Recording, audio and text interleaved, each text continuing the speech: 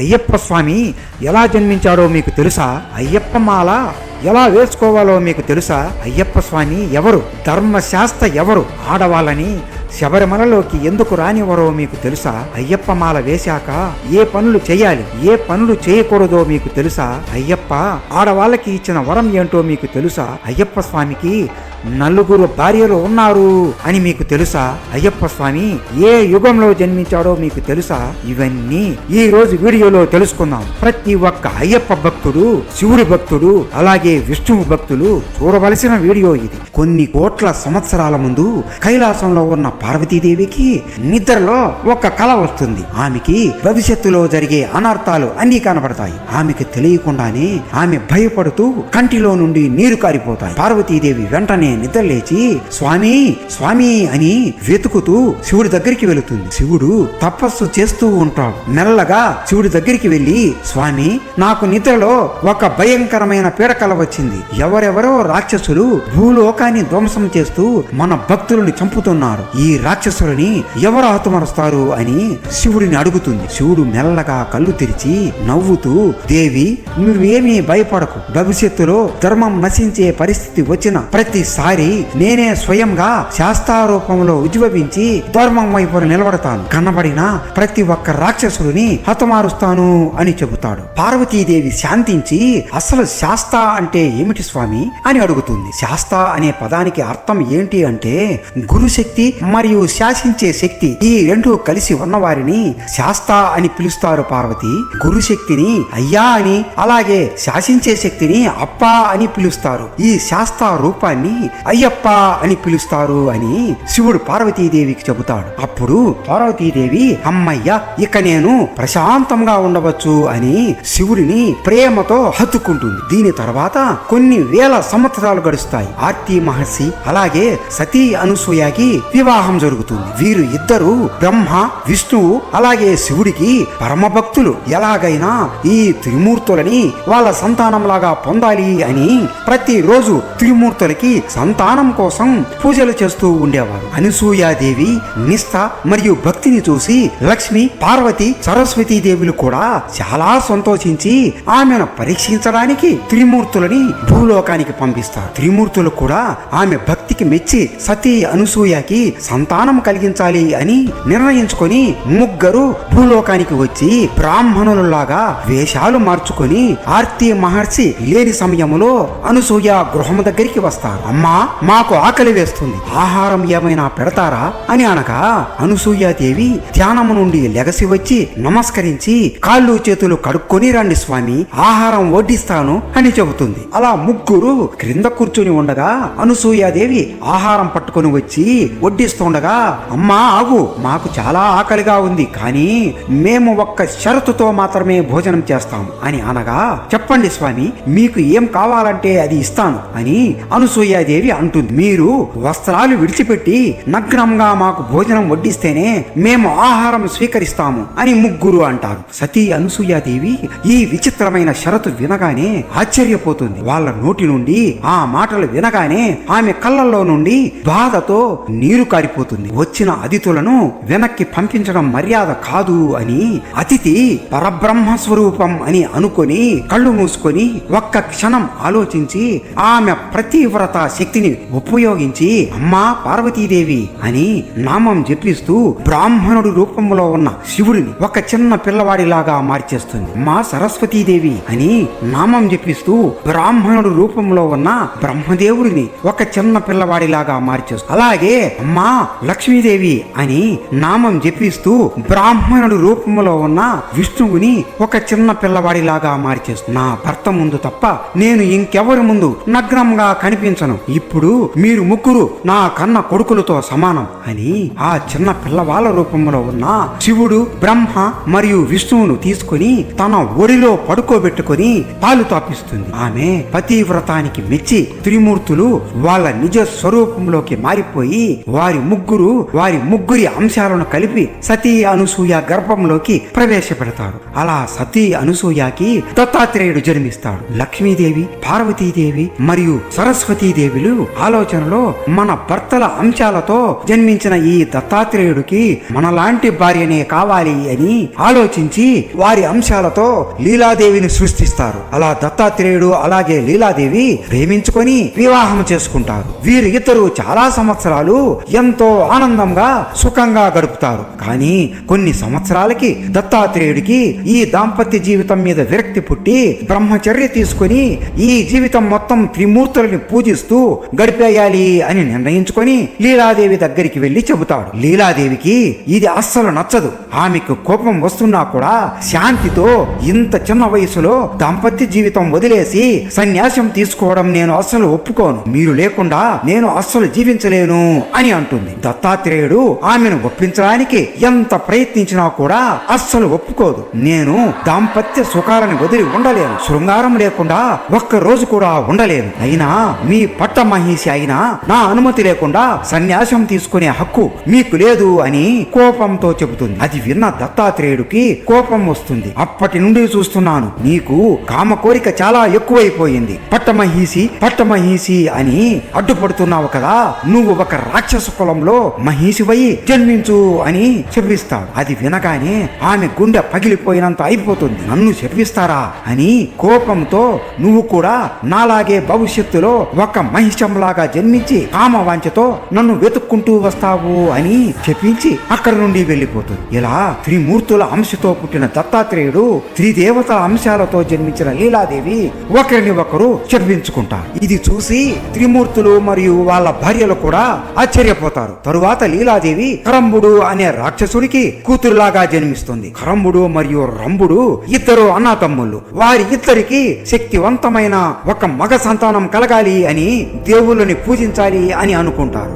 రంభు అగ్ని దేవుడిని మప్పించడానికి ఒక అడవిలో కూర్చుని చుట్టూ అంతా అగ్నితో నింపేసి ఆ భయంకరమైన అగ్ని మధ్యలో కూర్చొని తపస్సు చేయడం మొదలు పెడతాడు. కరంబు అయితే ఒక నదిలోకి దిగి శరీరం అంతా నది లోపల ఉంచి తల మాత్రమే బయటికి కనపడేలా ఉంచి వరుణ దేవుడికి తపస్సు చేయడం మొదలు పెడతాడు. అలా వారు ఇద్దరు రోజులు కాదు, నెలలు కాదు, వందల వేల సంవత్సరాలు తపస్సు చేస్తూనే ఉంటారు. ఈ విషయం తెలుసుకున్న ఇంద్రుడు ఖచ్చితంగా ఈ అసురులు చేసే తపస్సుకి దేవుళ్ళు మెచ్చి వరం ఇస్తారు, ఆ వరాలతో ఇంద్రలోకం పైన కూడా దాడి చేస్తారు అని అనుకుని భూలోకానికి వస్తాడు. కరంబు తపస్సు చేస్తున్న చోటుకు వచ్చి ఒక పెద్ద ముసలిలాగా మారిపోయి ఆ నదిలోకి దిగి తపస్సు చేస్తున్న కరంబు పైన దాడి చేసి చంపేస్తాడు. అతని తమ్ముడు చనిపోయాడు అని తపస్సు చేస్తున్న రంబుకి కూడా అర్థమైపోతుంది. చంపినది ఇంద్రుడు కూడా అని అర్థమైపోతుంది. తన తమ్ముడు చనిపోయాడు అని తెలిసి ధ్యానం నుండి బయటికి వచ్చి సంతానం కోసం తపస్సు చేస్తుంటే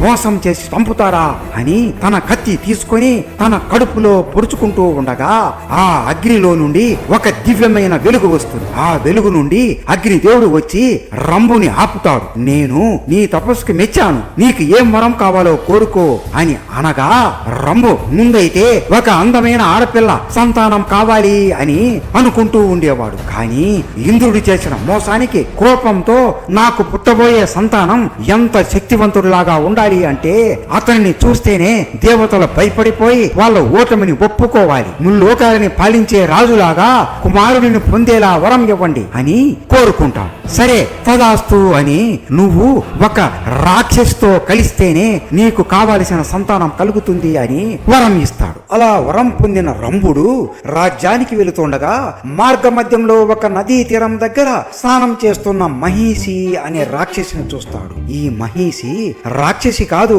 ఈమె ఒక యక్షిణి. తన ప్రియుడిని ఆట పట్టించడానికి ఇలా వేషం మార్చుకొని ఎదురు చూస్తూ ఉంటుంది. రంభుడు ఆమెను చూసి ప్రేమలో పడిపోయి ఆమె ముందుకు వెళతాడు. ఆమె కూడా తన ప్రియుడే నాలాగా వేషం మార్చుకొని వచ్చాడేమో అని అనుకొని ప్రేమతో హత్తుకుంటుంది. అలా వారు ఇద్దరు శృంగారం కూడా చేసుకుంటారు. అలా వారు ఇద్దరు ఎన్నో సంవత్సరాలు సంతోషంగా గడుపుతారు. మహిషి కూడా గర్భవతి అవుతుంది. ఒకరోజు వారి మీద రాక్షసులు దాడి చేసి రంభుడిని హతమారుస్తారు. ఆమె ఆ బాధని తట్టుకోలేక తన భర్త రంభుడి చితిమంటల్లోనే దూకి చనిపోతుంది. ఆమె చనిపోయే సమయంలో ఆమె గర్భం నుండి ఇద్దరు రాక్షసులు జన్మిస్తారు. ఒకరి ఏమో మహిషాసురుడు, ఇంకొకరేమో రక్తబీజుడు. వాళ్ళ కుటుంబం అంతా చనిపోవడంతో కరంబుడి కూతురైన మహిషినే ఈ ఇద్దరిని పెంచుతుంది. తరువాత మహిషాసురుడిని అలాగే రక్తబీజుడిని మన పార్వతీదేవి, దుర్గమ్మ మరియు కాళికాదేవి అవతారంలోకి మారి చంపేస్తుంది. వీటి గురించి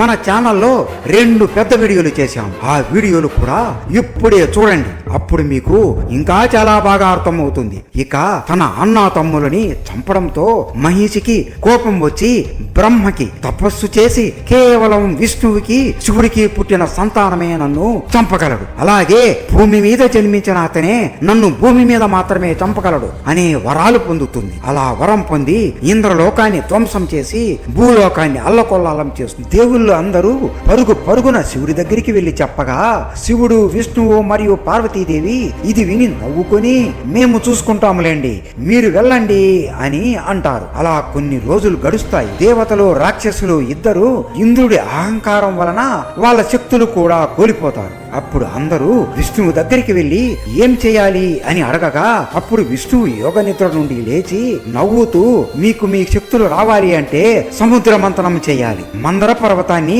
కవ్వమలాగా అలాగే వాసుకిని ఒక తాడులాగా చేస్తాను. ఒకవైపు రాక్షసులు లాగండి, ఇంకొక వైపు దేవుళ్ళు లాగి చిలకండి. అలా చేస్తే అమృతం వస్తుంది. అది తాగితే మీకు ముందుకున్న రెట్టింపు శక్తులు వస్తాయి అని చెబుతాడు. దేవుళ్ళు మరియు రాక్షసులు అందరూ కలిసి సముద్ర మంథనం చేస్తారు. ఒక్కసారిగా మందర పర్వతం మునిగిపోతుండగా విష్ణువు కూర్మ అవతారంలోకి మారి ఆ పర్వతం కింద భారం మోస్తూ ఉంటాడు. అలా మంథనం చేస్తుండగా అందులో నుండి కామధేనువు, ఐరావతము, కల్పవృక్షము ఇంకా ఎన్నో శక్తివంతమైన అస్త్రములు, లక్ష్మీదేవి అలాగే ఎంతో మంది అప్సరసులు జన్మిస్తారు. దేవుళ్ళు, రాక్షసులు ఆపకుండా చిలుకుతూనే ఉంటారు. అప్పుడు ఒక్కసారిగా సముద్రంలో నుండి హలాహలం అనే విషం ఉద్భవిస్తుంది. ఆ భయంకరమైన విషం విశ్వాన్ని మొత్తం ధ్వంసం చేస్తుందేమోనని శివుడు అక్కడికి వస్తాడు. శివుడు తన 3వ కన్ను తెరిచి హలాహలం అనే ఆ భయంకరమైన విషాన్ని తీసుకొని మొత్తం త్రాగేస్తాడు. దాని వలన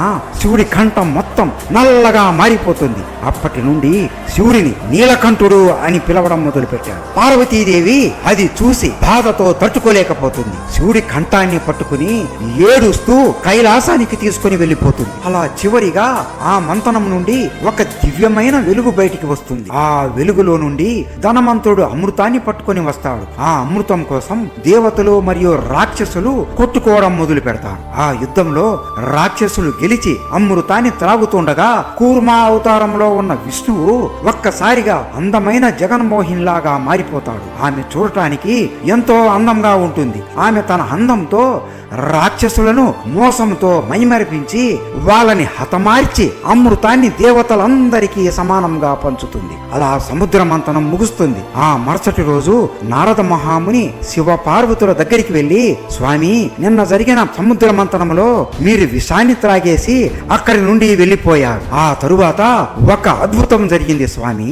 నారాయణుడు జగన్మోహిని అవతారంలోకి మారి లోకాన్ని రక్షించాడు. అసలు ఆ రూపంలో ఆమె ఎంతో అందంగా ఉంది స్వామి. నా జీవితంలో ఎంతో మంది మహిళలను చూశాను, కానీ జగన్మోహిని అంత అందమైన స్త్రీని నేను ఎప్పుడూ చూడలేదు స్వామి అని అనగా శివుడు నవ్వుతూ నా పక్కన ఎవరున్నారో చూశావు కదా నారదా, ఈ లోకంలో పార్వతీదేవి కన్నా అందమైన స్త్రీ ఎవరూ లేరు అని అంటాడు. నారదుడు లేదు స్వామి, జగన్మోహిని పార్వతీదేవి కన్నా ఎన్నో రెట్లు అందంగా ఉంది. నిన్న మీరు అక్కడే ఉంటే మీకే తెలిసేది అని నవ్వుతూ అంటాడు. శివుడు ఆలోచనలో పడిపోతాడు. పార్వతీదేవి కన్నా అందమైన స్త్రీనా?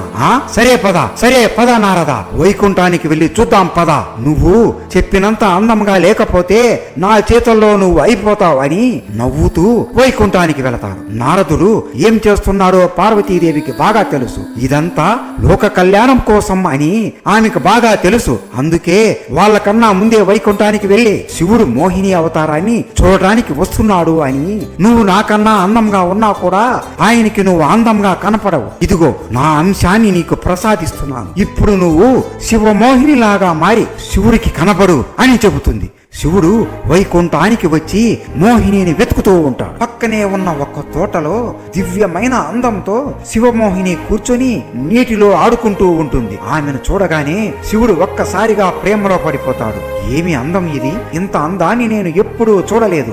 ఈమెను చూస్తుంటే పార్వతీని చూసినట్లే ఉంది అని ఆమె ప్రేమలో పడిపోతాడు. వెంటనే అక్కడికి పరిగెత్తుకుంటూ వెళతాడు. శివమోహిని సిగ్గుతో శివుడి వైపు చూస్తూ ఉంటుంది. ఆమెను దగ్గర నుండి చూడగానే శివుడు మరింత ప్రేమలో పడిపోతాడు. శివమోహిని కూడా శివుడితో ప్రేమలో పడిపోతుంది. శివుడు ఆమెను ముట్టుకోవడానికి వెళుతుండగా ఆమె సిగ్గుతో నవ్వుతూ పరిగెత్తుతుంది. శివుడు కూడా నవ్వుతూ ఆమె వెనకాలే పరిగెత్తుతూ వెళతాడు. అలా ఒక చెట్టు కిందికి వెళ్లి కళ్ళలో కళ్ళు పెట్టి ఒకరినొకరు చూసుకుంటూ శివుడు మొదటిగా ఆమె జడకుచ్చులు లాగి ప్రేమతో కౌగిలించుకుంటాడు. ఇద్దరు ముద్దులు పెట్టుకుంటూ సరసాలు ఆడుతూ అలా ఆ చెట్టు కిందనే ఆ రాత్రి శృంగారం కూడా చేసుకుంటారు. శివుడి నుండి వీర్యం బయటికి వస్తుంది. ఆ వీర్యం నుండి ఒక శక్తివంతమైన వెలుగు బయటికి వస్తుంది. ఆ వెలుగులో నుండి శాస్తా జన్మిస్తాడు. ఇదంతా పక్కనే ఉన్న పార్వతీదేవి చూసి శాస్తాన్ని తీసుకొని పార్వతీదేవి కైలాసానికి వెళ్లిపోతుంది. అలా శాస్త గణేశుడితో పాటు పెరుగుతాడు. అమ్మ పార్వతీదేవినే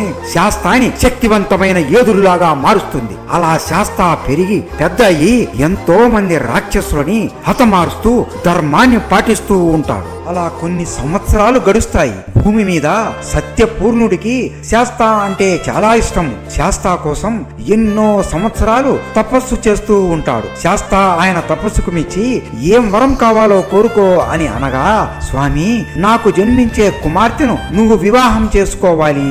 నిన్ను నా అల్లుడిగా చేసుకోవాలి. నిన్ను నా అల్లుడిగా చూసుకోవాలని ఉంది అని వరం కోరతాడు. మాట ఇచ్చాడు కాబట్టి శాస్తా సరే తదాస్తు అని వరం ఇచ్చి వెళ్ళిపోతాడు. అలా సత్యపూర్ణుడికి ఆనందం ఎక్కువైపోయి ఆయన కళ్ళలో నుండి ఆనంద బాష్పాలు వస్తాయి. ఆ కన్నీరు నేలకు తగిలి ఆ నీటి బొట్టులో నుండి ఇద్దరు అందమైన ఆడపిల్లలు జన్మిస్తారు. వారే పూర్ణ మరియు పుష్కల. వీరు చిన్నప్పటి నుండి శాస్తానే మా భర్త అని అనుకుంటూ పెరుగుతారు. వారికి యుక్త వయసు రాగానే వారి తండ్రి వారితో ఇలా అంటాడు, మీరు శాస్తాని భర్తగా పొందాలి అంటే ఆయన కోసం కఠోరమైన నోము ఒకటి చెయ్యాలి. అప్పుడు ఆయన మెచ్చి మిమ్మల్ని వివాహం చేసుకుంటాడు అని అంటాడు. వారి ఇద్దరు ఎంతో కష్టపడి నోము మొదలు పెడతారు. అలా వాళ్ళు ఎన్నెన్నో రోజులు, నెలలు, సంవత్సరాలు నోములు చేస్తారు. వారి నోముకు మెచ్చి శాస్తా ప్రత్యక్షమై వారి ఇద్దరి ప్రేమకు మెచ్చి ఏం వరం కావాలి అని అనగా,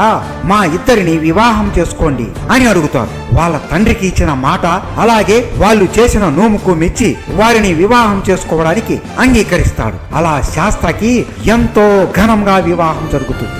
ఈ వివాహానికి శివ పార్వతులు, బ్రహ్మ, సరస్వతీదేవి అలాగే విష్ణువు, లక్ష్మీదేవి కూడా వస్తారు. తరువాత శాస్త్రకి ఒక కుమారుడు కూడా జన్మిస్తాడు. అతనే సత్యకుడు. ఇది ఇలా ఉండగా ఇక్కడ ఇప్పటికీ కూడా మహిషి దేవుళ్ళని హింసిస్తూ భూమి మీద ఉన్న ప్రజలను చంపుతూ ఉంటుంది. ఆమె కోరినట్లే శివుడికి మరియు విష్ణువుకి కుమారుడు జన్మించాడు. కానీ ఆమె ఇంకొక కోరిక కూడా కోరింది కదా, తన మరణం కేవలం భూమి మీద మాత్రమే జరగాలి అని. ఆమెని భూమి మీదికి రప్పించడానికి దత్తాత్రేయుడు సహాయం చేస్తాడు. దత్తాత్రేయుడు బ్రహ్మచర్యం గడుపుతూ ఉండగా శివుడు వచ్చి మొత్తం విషయం చెబుతాడు. అప్పుడు లీలావతి ఇచ్చిన శాపం గుర్తుకు వచ్చి ఒక సుందర మహిషి రూపంలోకి మారిపోయి స్వర్గానికి వెళతాడు. ఎప్పుడైతే మహిషి సుందర మహిషిని చూస్తుందో వెంటనే ఆమె అతని ప్రేమలో పడిపోతుంది. ఇన్ని రోజులు దేవుళ్ళ మీద పగ అని అంటూ శృంగారం చేయకుండా ఉండడం వలన సుందర మహిషిని చూడగానే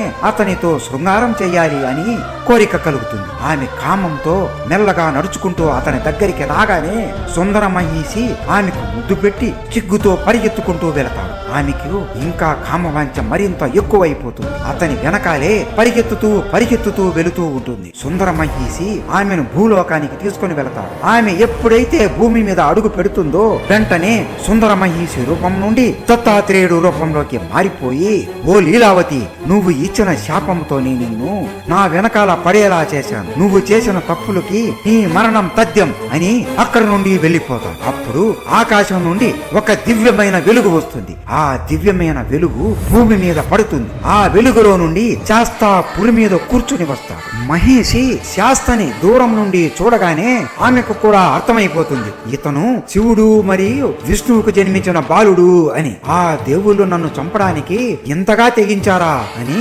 కోపంతో ఊగిపోతూ, రారా రా, నా తమ్ములని చంపినంత సులువు కాదు నన్ను చంపడం అంటూ విల్లుని పట్టుకొని శక్తివంతమైన కొన్ని కోట్ల అస్త్రాలని అయ్యప్ప మీద వదులుతుంది. శాస్త నవ్వుతూ ఒక్క చేతితోనే ఆ అస్త్రాలన్నిటినీ అడ్డుకుంటాడు. మహిషి ఆమె శక్తి మొత్తం ఉపయోగించి ఒక దున్నపోతులాగా మారిపోయి పరిగెత్తుకుంటూ ఆమె కొమ్ములతో శాస్త్రని గుద్దుతోంది. శాస్త్ర నవ్వుతూ ఆ దున్నపోతు కొమ్ములని పట్టుకుని మహిషి ఎంత శక్తి ఉపయోగించి వెనక్కి తోస్తున్నా కూడా శాస్త్ర ఆపేస్తాడు. శాస్త్ర తన శక్తి మొత్తం ఉపయోగించి మహిషి ముఖం మీద ఆపకుండా గుద్దుతూనే ఉంటాడు. ఆ గుద్దులకి మహిషి రక్తం కక్కుతూ ఉంటుంది. మహిషి దున్నపోతులాగా మారిపోయి పరిగెత్తుతూ పారిపోతూ ఉండగా శాస్త్ర కూడా మహిషి వెనకాలే పరిగెత్తుతూ ఉంటూ వచ్చి ఆ దున్నపోతు మీదికి ఎగిరి కూర్చుంటాడు. ఆ దున్నపోతు మీద కూర్చొని ఆమె కొమ్ములని విరగొట్టేస్తాడు. ఆ నొప్పి భరించలేక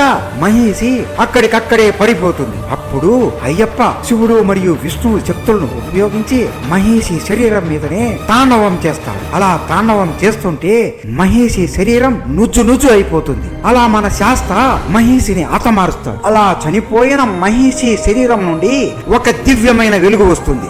ఆ వెలుగు నుండి ఒక అందమైన కన్య బయటికి వస్తుంది.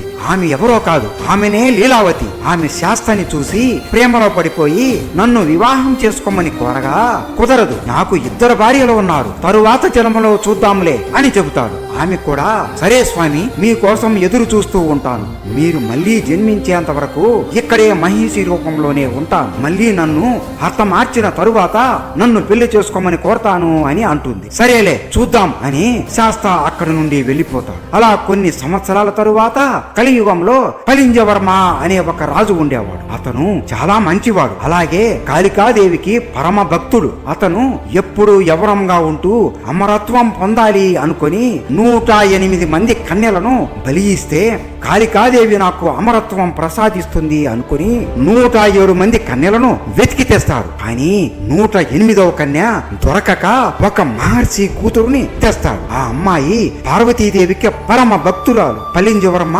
కన్యలను బలి ఇవ్వడం మొదలు పెడుతుండగా 108వ అమ్మాయి గట్టిగా పార్వతీదేవి నామం జపిస్తుంది. అప్పుడు పార్వతీదేవి శాస్త్రాన్ని పిలిచి ఆ అమ్మాయిని కాపాడి కళింజవర్మకు బుద్ధి మార్చు అని పంపిస్తుంది. శాస్త్ర అక్కడికి వచ్చి కళింజవర్మని చంపకుండా ఇలా చేయడం తప్పు అని మాటలతోనే ఆయన బుద్ధిని మార్చేస్తాడు. కళింజవర్మ తాను చేస్తున్న తప్పులని గ్రహించి చేతిలో ఉన్న ఖడ్గాన్ని వదిలేసి నన్ను క్షమించు స్వామి అని ఆయన కాళ్ళు పట్టుకుంటాడు. మీరు నా కోసం భూమి మీదికి వచ్చారు కదా స్వామి, నాది ఒక కోరిక. నాకు ఒక కుమార్తె ఉంది, ఆమె పేరు పుష్కలాదేవి, ఆమెను మీరు వివాహం చేసుకోండి అని వేడుకుంటాడు. శాస్త్ర ఎప్పుడైతే పుష్కలాదేవిని చూస్తాడో ఆయనకు అర్థమైపోతుంది, ఈ అమ్మాయిలో నా భార్య పుష్కలా రూపం ఉంది అని అనుకుని సరే వివాహం చేసుకుంటాను అని వివాహం చేసుకుంటాడు. ఆ తరువాత కేరళ ప్రాంతాన్ని పించకవర్మ అనే రాజు పరిపాలించేవాడు. ఇతను వేటకు వెళ్లి దారి తప్పిపోయి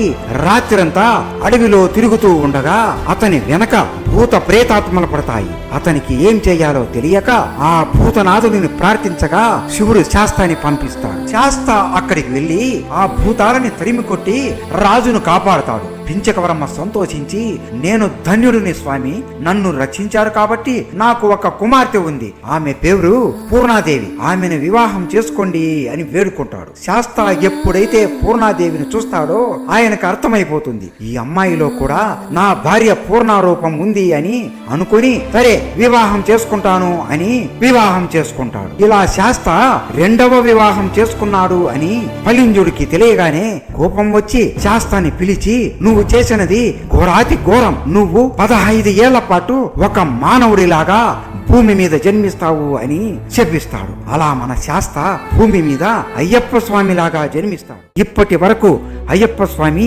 సత్యయుగంలో ఎలా జన్మించాడో తెలుసుకున్నాం. ఇప్పుడు మీకు అందరికీ తెలిసిన కలియుగం కథ తెలుసుకుందాం. మహిషాసురుడికి అలాగే రక్తబీజుడికి ఒక అక్క ఉంది. ఆమెనే మహిషి. వీళ్ళకి అమ్మా నాన్నలు లేరు. ఈ మహిషినే మహిషాసురుడిని అలాగే రక్తబీజుడిని ప్రేమతో పెంచి ఉంటుంది. ఆమె కళ్ళ ముందే ఈ దేవుళ్ళు తన తమ్ముళ్ళని మోసం చేసి చంపడం చూసి ఎలాగైనా ఈ త్రిమూర్తులని అలాగే దేవుళ్ళందరినీ చంపాలి అని కోపంతో ఊగిపోతూ ఒక దట్టమైన అడవిలోకి వెళ్లి అగ్ని జ్వాలలలో కూర్చొని బ్రహ్మకు కఠోరమైన తపస్సు చేయడం మొదలు పెడుతుంది. అలా మహిషి రోజులు కాదు, నెలలు కాదు, 50 ఏళ్లు ఆపకుండా బ్రహ్మకు కఠోరమైన తపస్సు చేస్తూనే ఉంటుంది. బ్రహ్మ ఆమె తపస్సుకు మెచ్చి ఈ మహిషి ఏం వరం అడుగుతుందో అని భయంతో ఆమె ముందుకు వస్తాడు. నీ తపస్సుకు మెచ్చాను మహిషి, అని ఆ మహిషాసురుడు అలాగే రక్తబీజుడు చేసిన తప్పులు నువ్వు చేయకు. చెప్పు మహిషి,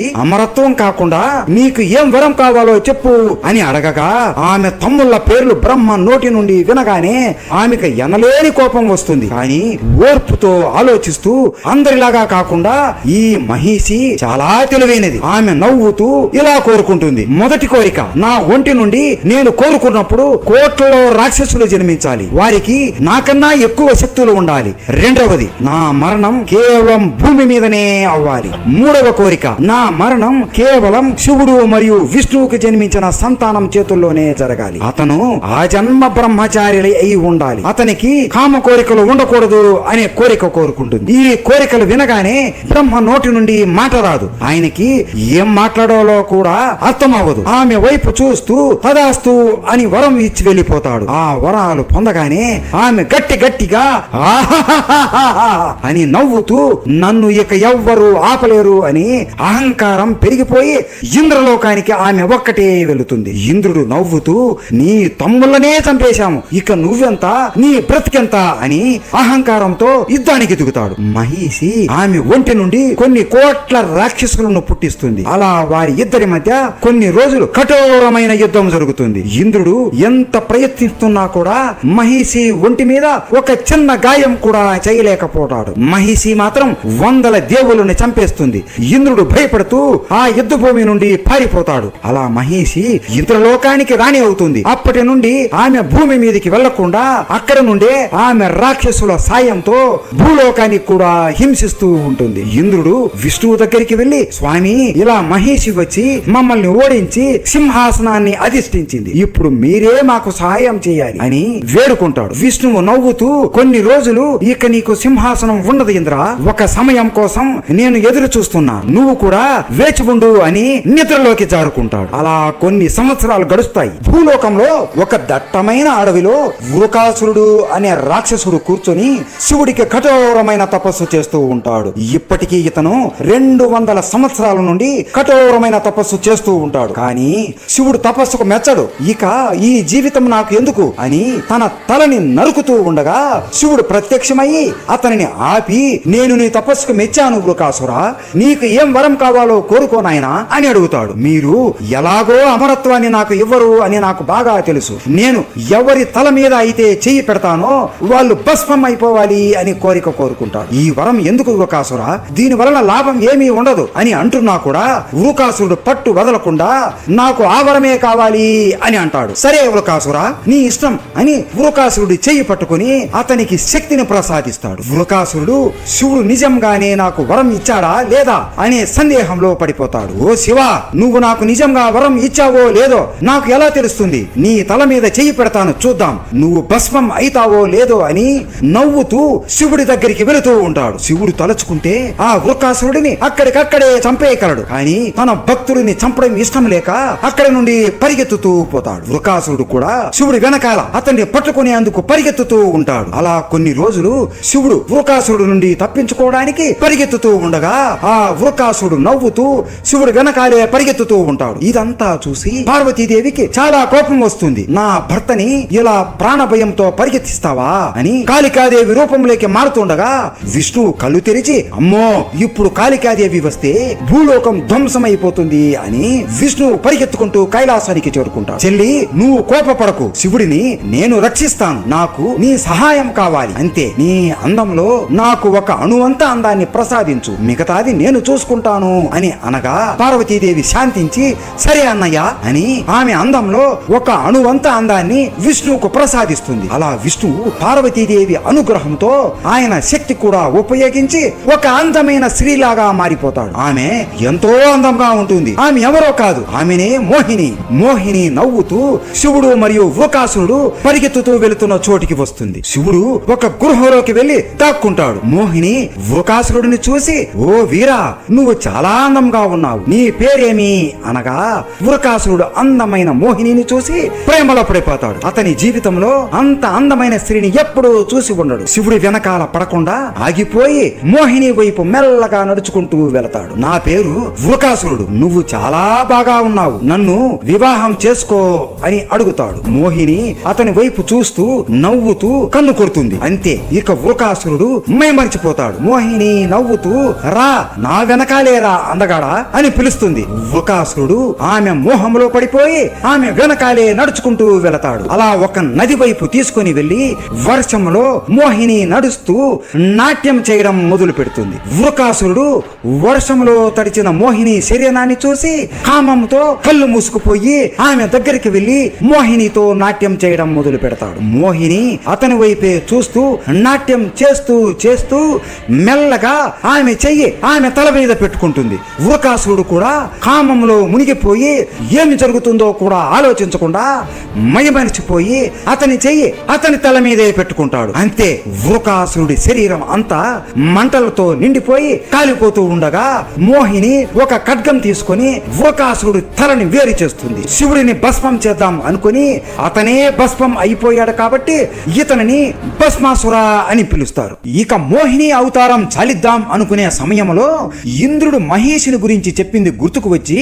ఇదే మంచి సమయం అనుకుని శివుడిని వెతుక్కుంటూ మోహిని వెళుతుంది. గృహలో దాక్కుని ఉన్న శివుడి దగ్గరికి వెళ్లి శివుడిని పిలవగా శివుడు భయపడుతూ భయపడుతూ మోహినిని చూస్తాడు. మోహినిని చూడగానే శివుడికి ఒక్కసారిగా పార్వతీదేవిని మొదటిసారిగా చూసినప్పుడు కలిగిన ప్రేమ మళ్ళీ కలుగుతుంది. ఎందుకంటే మోహిని రూపం విష్ణువుది అయినా ఆయనలో ఉన్న అంశం మాత్రం పార్వతీదేవి అంశమే కదా. అలా గృహలోనే శివుడు మరియు మోహిని శృంగారం చేసుకుంటారు. ఇదంతా పార్వతీదేవికి తెలిసి కోపపడకుండా ఇదంతా మహేషిని చంపడానికి విష్ణువు చేసిన మాయా అని అర్థం చేసుకుంటుంది. అలా వారిద్దరికి ఒక బిడ్డ జన్మిస్తాడు. మోహిని శివుడు ఇద్దరు ఆ బిడ్డను చూసి ఎంతో ఆనందపడతారు. ఆ బిడ్డ మెడలో మోహిని మరియు శివుడు ఒక బంగారు మణిని వేసి పంబా నది ఒడ్డున ఆ బిడ్డను వదిలేసి వెళ్లిపోతారు. అదే సమయంలో పందేల రాజ్యానికి రాజు అయిన రాజశేఖరుడు వేటకు వస్తాడు. ఆ రాజశేఖరుడికి ఎన్నో సంవత్సరాల నుండి సంతానం అనేది కలగదు. అలాగే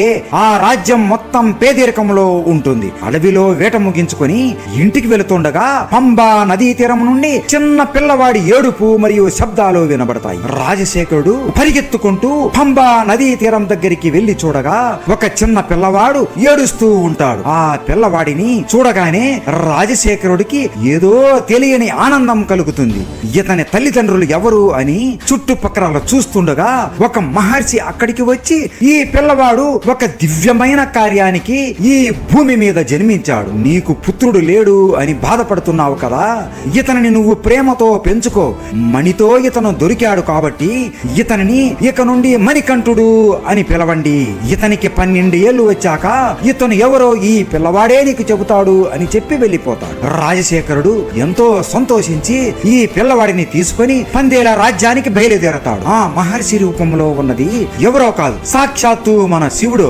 వెళ్ళిపోతున్న మణికంఠుడిని చూసి శివుడు కంట తడి పెట్టుకుంటాడు. రాజశేఖరుడు మణికంఠుడిని తీసుకొని రాజ్యానికి వెళ్లి తన భార్య అయిన ఆర్యాంబాని పిలుస్తాడు. ఆర్యాంబాకి జరిగింది మొత్తం చెప్పగా ఆర్యాంబ కూడా ఎంతో సంతోషించి మణికంఠుడిని ఎత్తుకొని ముద్దుల వర్షం కురిపిస్తుంది. అలా వారి ఇద్దరు మణికంఠుడిని ఎంతో బాగా ప్రేమగా పెంచుతారు. మణికంఠుడు రాగానే రాజ్యం మొత్తం సిరి సంపదలతో వెలిగిపోతుంది. పంటలు బాగా పండుతాయి. ప్రజలు అందరూ ఆనందంతో వెలిగిపోతూ ఉంటారు. రాజుగారికి కూడా కొన్ని సంవత్సరాలకే ఒక కొడుకు జన్మిస్తాడు. అతని పేరు రాజరాజన్. సొంత కొడుకు పుట్టినా కూడా మణికంఠుడినే ఎంతో ప్రేమగా చూసుకుంటూ ఉంటారు. మణికంఠుడు విద్యాభ్యాసానికని గురుకులానికి వెళతాడు. ఆ గురుకులంలో శాస్త్రాలు, ధనుర్విద్య, అలాగే అన్ని రకములైన విద్యలని కొన్ని రోజుల్లోనే వెంటనే నేర్చుకుంటాడు. మణికంఠుడి గురువు కూడా ఆశ్చర్యపోతాడు. ఇతను సామాన్య మనిషి కాదు, ఇతను దైవ స్వరూపుడు అని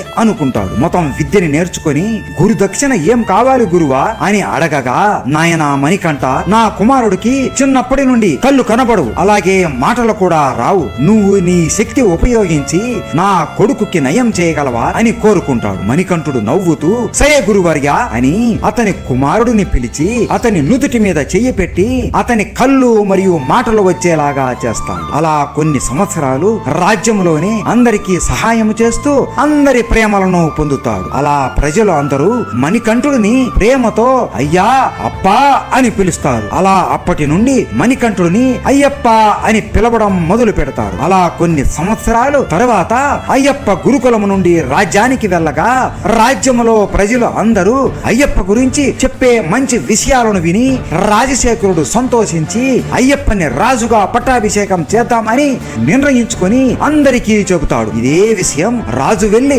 రాణికి కూడా చెప్పగా రాణి కూడా ఎంతో సంతోషిస్తుంది. అబ్బా, ఎంత మంచి వార్త చెప్పారు ప్రభు, వచ్చే వారమే అయ్యప్పకు పట్టాభిషేకం చేద్దాం అని మంత్రిని పిలిచి చెప్పుతారు. మరుసటి రోజు మంత్రి వచ్చి రాజుతో, ఎంత తెలివి తక్కువ పని చేస్తున్నారు ప్రభు, సొంత కొడుకు ఉండగా ఎవడో అడవిలో దొరికిన వాడిని రాజులా చేద్దామంటున్నారేంటి? ఇది రాజ్యానికి మంచిది కాదు, ఇలా చేస్తే రాజ్యం నాశనం అయిపోతుంది. ఈ ఆలోచనల్ని ఆపుకొని ఆ మణికంఠుడిని రాజ్య బహిష్కరణ చెయ్యండి అని అంటాడు. ఈ మంత్రి ఇలా ఎందుకు అంటున్నాడు అంటే, ఈ మంత్రి ఒకసారి రాజ్య నిధిని దొంగలించే సమయంలో అయ్యప్ప మంత్రిని పట్టుకుని ఇంకొకసారి ఇలా చేస్తే రాజ్య బహిష్కరణ చేయిస్తాను అని మందలించి ఉంటాడు. మంత్రి ఇలా అనగానే రాజశేఖరుడు విని కోపంతో, నోరు ముయ్, రాజు నువ్వా నేనా, నాకు తెలియదా ఎవరిని రాజు చేయాలో ఎవరిని చేయకూడదో? ఇంకొకసారి నా పెద్ద కొడుకును గురించి ఒక్క మాట మాట్లాడినా నీ నాలుకను కోసి రాజ్య బహిష్కరణ చేస్తాను అని తిడతాడు. ఆ మంత్రి కోపంతో, ఈ అయ్యప్ప రాజు అయితే నా చావు ఖాయం అని ఆలోచిస్తూ వెళుతుండగా రాణి తన కొడుకుతో ఆడుకుంటూ ఉంటుంది. ఆమెను చూసి అతను ఒక పథకం వేస్తాడు. రాణి దగ్గరికి వెళ్లి, రాణిగారు మీ కొడుకుతో ఆడుకుంటున్నారా? ఆడుకోండి ఆడుకోండి, ఇంకొన్ని రోజులే ఈ ఆటలన్నీ. ఆ తరువాత అయ్యప్ప రాజు అయ్యి నిన్ను నీ కొడుకుని అలాగే రాజుని తరిమేస్తాడు. అతను ఒక కులహీనుడు, అతని కులం ఏంటో కూడా తెలియదు. కన్న కొడుకు ఉండగా ఎవడో తెలియని వాడిని రాజులా చేయడం ఎంత పెద్ద తప్పు అర్థమవుతుందా? ఆలోచించుకోండి, బాగా ఆలోచించుకోండి అని ఆమె బుర్రం మొత్తం మార్చేస్తాడు. ఆమె కూడా కొన్ని రోజులు ఆలోచిస్తూ ఆలోచిస్తూ ఆ మంత్రి చెప్పింది కూడా నిజమే అని అనుకుంటుంది. అలా రాణి మంత్రితో కలిసి అయ్యప్పని చంపడం ఎలా అని పథకాలు వేస్తూ ఉంటారు. మంత్రి ఒక మంత్రగాడిని పిలుచుకుని వచ్చి అయ్యప్ప మీద క్షుద్ర పూజలు ప్రయోగిస్తారు. దాంతో అయ్యప్ప శరీరం అంతా నల్లగా మారిపోయి ఆయన ఆరోగ్యం దెబ్బతిని మంచాన పడతాడు. ఎంత మంది వైద్యులు వచ్చి ప్రయత్నించినా ఆయన జబ్బుని అస్సలు నయం చేయలేకపోతారు. ఇక అయ్యప్ప చనిపోతాడు అని రాజ్య ప్రజలు అందరూ అనుకుంటూ ఉండగా అప్పుడు శివుడు అయ్యప్ప గదిలోకి వచ్చి ఆయనకు తగిలిన నరదృష్టిని పోగొడతాడు. ఆ తరువాత ఒక రోజు మంత్రి భోజనాలలో విషం కలుపుతాడు. ఆ భోజనాలు అయ్యప్ప తిని ప్రాణం పోయే సమయంలో మళ్ళీ శివుడు వచ్చి అయ్యప్ప శరీరంలో ఉన్న విషాన్ని మొత్తం తీసుకొని శివుడు తన కంఠంలో దాచేస్తాడు. అలా 2 సార్లు వేసిన పథకాలు విఫలం అవడంతో మంత్రి రాణి దగ్గరికి వెళ్లి, మీరు తలనొప్పి అని మంచం ఎక్కండి, మిగతాది నేను చూసుకుంటాను అని చెబుతాడు. రాణి మంచం మీద పడిపోయి, అమ్మో నాకు విపరీతమైన తలనొప్పి ఉంది అని అరుస్తూ రాజుకు చెబుతుంది. అప్పుడు మంత్రి ఒక వైద్యుడిని పిలుచుకుని వచ్చి రాజుతో, ఈ తలనొప్పి పోవాలి అంటే పులిపాలు తాగించాలి అని వైద్యుడితో చెప్పిస్తాడు. అప్పుడు రాజు మొత్తం భటులని ప్రజలని పిలిచి, ఎవరైతే పులి పాలని తెస్తారో వాళ్ళకి నా అర్ధరాజ్యం ఇస్తాను అని మాట ఇస్తాడు. పులి పాలని తేవాలి అంటే చాలా కష్టం, ఎందుకంటే పులి పాలు కేవలం పిల్లలని కన్నప్పుడే ఇస్తుంది. అలాంటి సమయంలో పులి దగ్గరికి వెళ్తే పులి ఎవరినైనా సరే చంపేస్తుంది. అలా ఎంతో మంది అడవిలోకి వెళతారు, అని ఒక్కరు కూడా వెనక్కి రారు. అప్పుడు రాజు నా భార్య చనిపోతుందా అని బాధపడిపోతూ ఉంటాడు. అప్పుడు అయ్యప్ప స్వామి నవ్వుతూ, తండ్రి నేను వెళ్లి అమ్మ కోసం పులి పాలని తెస్తాను అని చెబుతాడు. ఆ మరుసటి రోజు ఉదయం రాజు 2 భాగాలుగా ఉన్న ఒక నల్లటి సంచిని తీసుకొని ఒకవైపు ప్రయాణ సమయంలో ఉపయోగపడే తినుబండారములు, అలాగే ఇంకొక వైపు అడవిలో దేవుళ్ళని పూజించడానికి కావలసిన వస్తువులను పెట్టి అయ్యప్పకు ఇస్తాడు. ఆ మూటని ఇరుముడి అని అంటారు. ఇప్పుడు మనం శబరిమలకు వెళ్ళినప్పుడు ఈ ఇరుముడిని తల మీద పెట్టుకుని వెళుతున్నాం. ఈ ఇరుముడిని అయ్యప్ప స్వామి తల మీద పెట్టుకుని దట్టమైన అడవిలో పులి పాల కోసం నడుచుకుంటూ వెళతాడు. అలా వెళుతుండగా ఒక బందిపోటు అయ్యప్పని దోచుకోవడానికి వస్తాడు. ఎప్పుడైతే అయ్యప్ప స్వామి ముఖం చూస్తాడో అతని దొంగ స్వభావం మొత్తం మారిపోయి అయ్యప్పకు పరమ భక్తుడైపోతాడు. ఆ రోజు మొత్తం వారి ఇద్దరు ఆ అడవిలోనే కూర్చొని మాట్లాడుకుంటారు. అలా వారు ఇద్దరు మంచి స్నేహితులలాగా అయిపోతారు. మరుసటి రోజు నేను ఇక వెళ్ళాలి అని అయ్యప్ప స్వామి వెళుతుండగా ఆ బందిపోటు నేను కూడా మీతోనే వస్తాను అని అంటాడు. వద్దు, నేను ఇప్పుడు వెళుతున్న ప్రాంతం చాలా ప్రమాదకరం. కొన్ని సంవత్సరాల తరువాత ఒక ఆలయం నిర్మిస్తారు. వాళ్ళు మొదటిగా నిన్ను దర్శించుకున్న తరువాతనే నన్ను దర్శించుకుంటారు అని మాట ఇస్తాడు. ఆ బందిపోటు ఎవరో కాదు, వావర స్వామి. మహిషి అప్పటికీ కూడా ఇంద్రలోకాన్ని పాలిస్తూ మొత్తం దేవుళ్ళని హింసిస్తూ ఉంటుంది. ఇక నన్ను చంపేవారు ఎవ్వరూ లేరు అని అహంకారం పెరిగి భూలోకానికి కూడా తరచూ వస్తూ ఉంటుంది. అలా అయ్యప్ప వెళుతున్న మార్గంలోనే మహిషి కూడా వేటకు వచ్చి ఉంటుంది. అయ్యప్ప దూరంగా ఉన్న మహిషిని చూడగానే ఆయనకి ఆయన జన్మ గురించి మొత్తం అర్థమైపోతుంది. మహిషి అయ్యప్పని దూరం నుండి చూడగానే ఆమెకు కూడా అర్థమైపోతుంది ఇతను శివుడికి విష్ణువుకి జన్మించిన బాలుడు అని. ఈ దేవుళ్ళు నన్ను చంపడానికి ఇంతగా తెయించారా అని కోపముతో ఊగిపోతూ రారా రా, నా తమ్ముళ్ళని చంపినంత సులువు కాదు నన్ను చంపడం అంటూ విల్లుని పట్టుకొని శక్తివంతమైన కొన్ని కోట్ల అస్త్రాలను అయ్యప్ప మీద వదులుతుంది. అయ్యప్ప స్వామి నవ్వుతూ ఒక్క చేతితోనే ఆ అస్త్రాలన్నిటినీ అడ్డుకుంటాడు. మహిషి ఆమె శక్తి మొత్తం ఉపయోగించి ఒక దున్నపోతులాగా మారిపోయి పరిగెత్తుకుంటూ ఆమె కొమ్ములతో అయ్యప్ప స్వామిని గుద్దుతుంది. అయ్యప్ప స్వామి నవ్వుతూ ఆ దున్నపోతు కొమ్ములని పట్టుకుని మహిషి ఎంత శక్తి ఉపయోగించి వెనక్కి తోస్తున్నా కూడా అయ్యప్ప ఆపేస్తాడు. అయ్యప్ప తన శక్తి మొత్తం ఉపయోగించి మహిషి ముఖం మీద ఆపకుండా గుద్దుతూనే ఉంటాడు. ఆ గుద్దులకి మహిషి రక్తం కక్కుతూ ఉంటుంది. మహిషి దున్నపోతులాగా మారిపోయి పరిగెత్తుతూ పారిపోతూ ఉండగా అయ్యప్ప స్వామి కూడా మహిషి వెనకాలే పరిగెత్తుకుంటూ వచ్చి ఆ దున్నపోతు మీదికి ఎగిరి కూర్చుంటాడు. ఆ దున్నపోతు మీద కూర్చొని ఆమె కొమ్ములని విరగొట్టేస్తాడు. ఆ నొప్పి భరించలేక మహిషి అక్కడనే పడిపోతుంది. అప్పుడు అయ్యప్ప శివుడు మరియు విష్ణువు శక్తులని ఉపయోగించి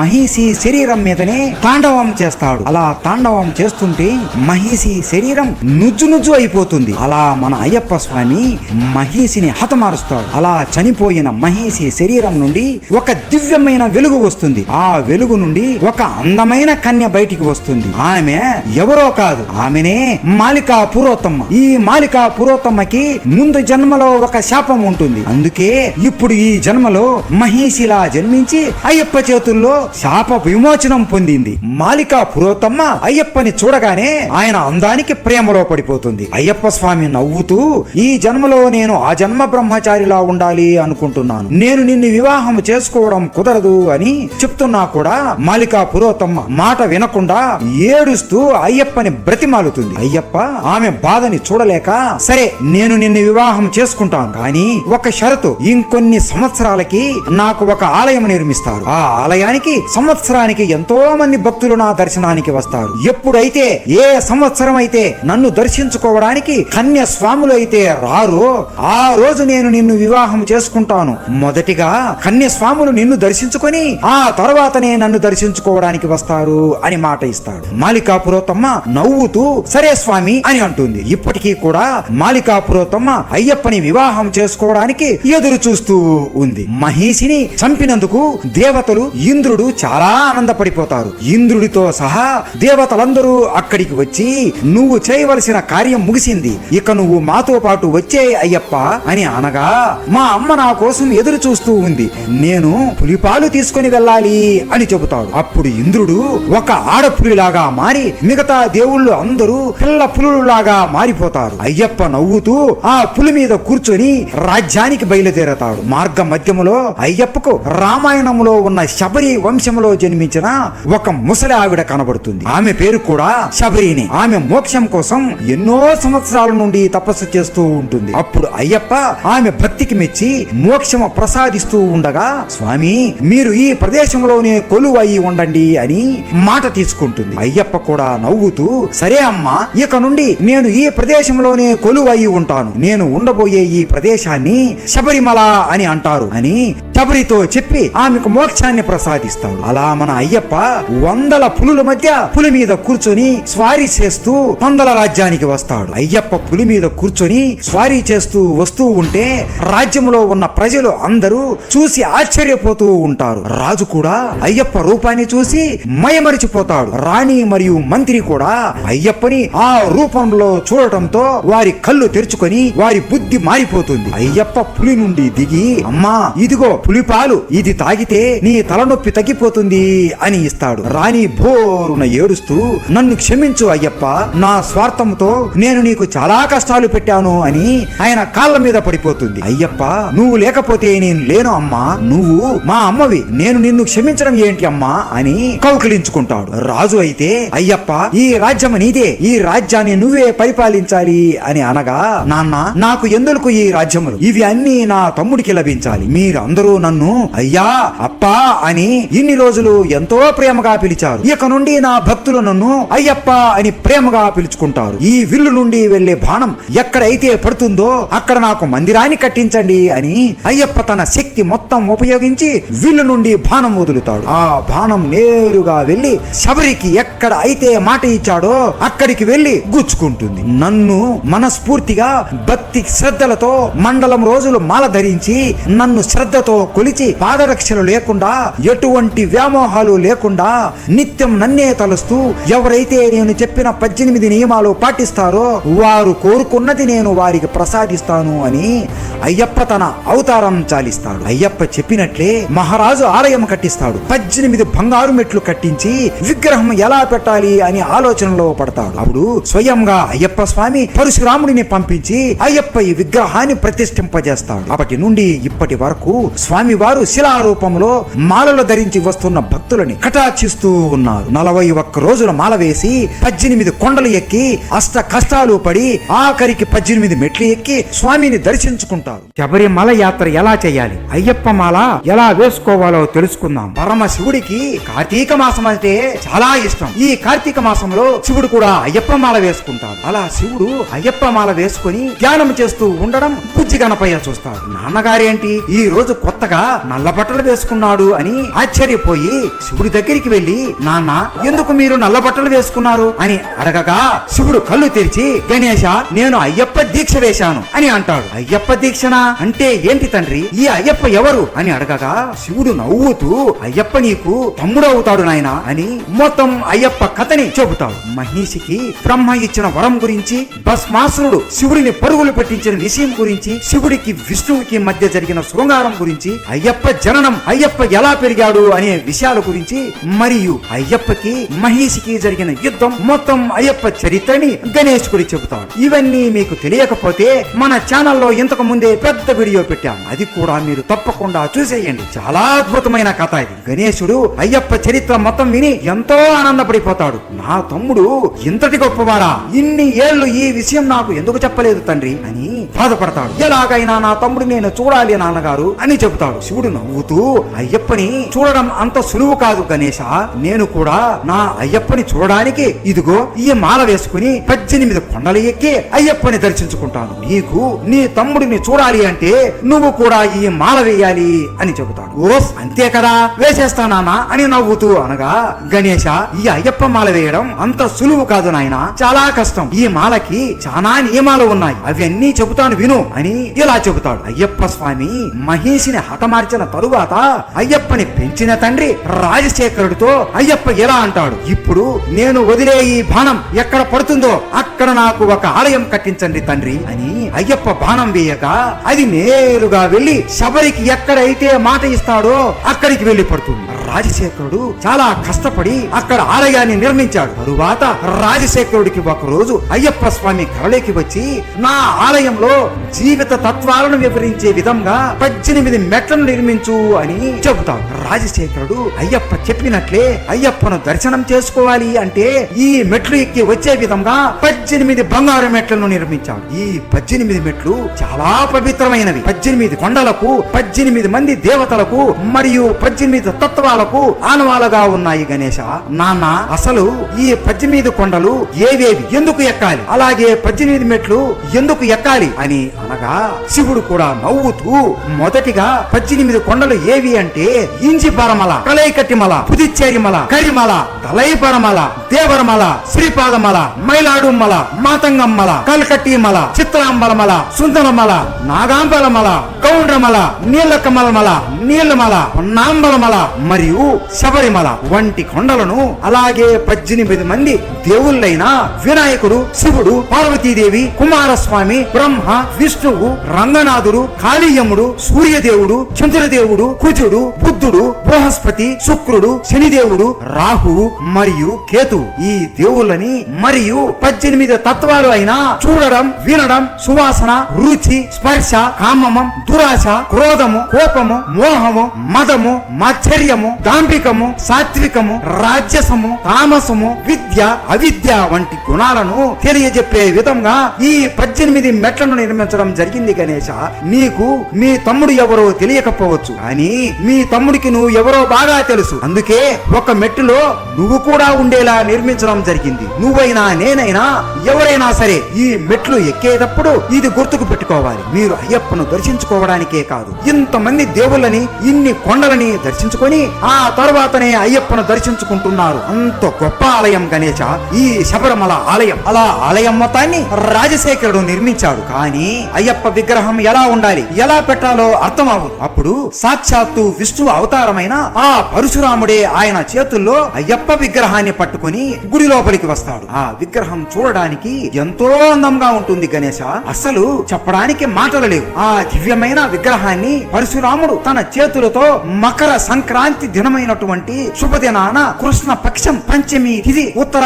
నక్షత్ర శుభదినాన మన బుజ్జి గణపయ్యను ప్రతిష్ఠింపజేశాడు. ఆ రోజు నుండి ప్రతి సంవత్సరం మకర సంక్రాంతి రోజు అయ్యప్ప తన భక్తులకు దర్శనం ఇచ్చి పరిపాలిస్తున్నాడు. అప్పుడు అయ్యప్ప ఇప్పటి నుండి నేను చెప్పిన నియమాలు అన్ని భక్తితో పాటించి నన్ను దర్శించుకుంటే వాళ్ళను నేను అనుగ్రహిస్తాను అని విగ్రహంలోకి వెళ్ళిపోయాడు అని గణేశుడికి శివుడు చెబుతాడు. అప్పుడు గణేశుడు, తండ్రి అసలు ఈ నియమాలు ఏంటి, అలాగే అయ్యప్ప భక్తులు నల్లటి బట్టలే ఎందుకు వేసుకోవాలి అని అడుగుతాడు. ఇదంతా అయ్యప్ప శని దేవుడి దగ్గర నుండి తీసుకున్న మాట నాయన అని ఇలా చెబుతాడు. అయ్యప్ప స్వామి తన భక్తులను శని దేవుడు పీడించకూడదు అని శని దేవుడి దగ్గరికి వెళ్లి, ఓ శనిదేవా, నువ్వు మానవులని 7 సంవత్సరములు ఎందుకు అంతగా పట్టి పీడిస్తున్నావు అని అనగా, మన త్రిమూర్తులకు సృష్టించడం, పాలన చేయడం, విధ్వంసం చేయడం వారి వారి ధర్మాలు స్వామి, అలాగే ఈ మానవులని పట్టి పీడించడం నా ధర్మం స్వామి అని అంటాడు. మనం సృష్టించిన ఈ మానవులని మనమే పీడించడం ధర్మమా? నువ్వు నీ ధర్మాన్ని నెరవేర్చకపోతే ఏమవుతుంది శనిదేవా అని అంటాడు. మొత్తం సృష్టి ధర్మమే తల క్రిందులు అయిపోతుంది స్వామి అని అంటాడు. బ్రహ్మ ఈ మనుషుల తలరాతని రాస్తున్నాడు, వారి తలరాత ప్రకారం నేను వారిని పట్టి పీడిస్తున్నాను, ఇది నా ధర్మం స్వామి అని అంటాడు. అయితే నీకు ఈ మనుషులను పట్టి పీడించడం ఇష్టం లేదా అని అంటాడు. నువ్వు కేవలం బ్రహ్మరాతని నెరవేరుస్తున్నావు అంతే కదా అని అనగా, అవును స్వామి, నాకు ఈ మనుషులంటే చాలా ఇష్టం, నేను కేవలం బ్రహ్మరాతను పాటిస్తున్నాను అంతే అని అంటాడు. అయితే ఒక పని చేద్దాం శనేశ్వర, నా భక్తులు మండలం కాలం పాటు మాల వేస్తారు, 7 ఏళ్లు అనుభవించే కష్టాలు అన్ని ఈ 40 రోజులలోనే అనుభవిస్తారు, దాని తరువాత నువ్వు వాళ్ళని పట్టి పీడించకూడదు అని అనగా శనిదేవుడు గట్టిగా నవ్వుతూ, ఏం మాట్లాడుతున్నారు స్వామి, కేవలం 40 రోజులలో ఎన్ని కష్టాలు అని అనుభవిస్తారు నీ భక్తులు, నేను కలిగించే కష్టాలు 100 మధుర రసాలతో, మధుర పానీయాలతో రుచించే వారిని దెబ్బతీస్తాను,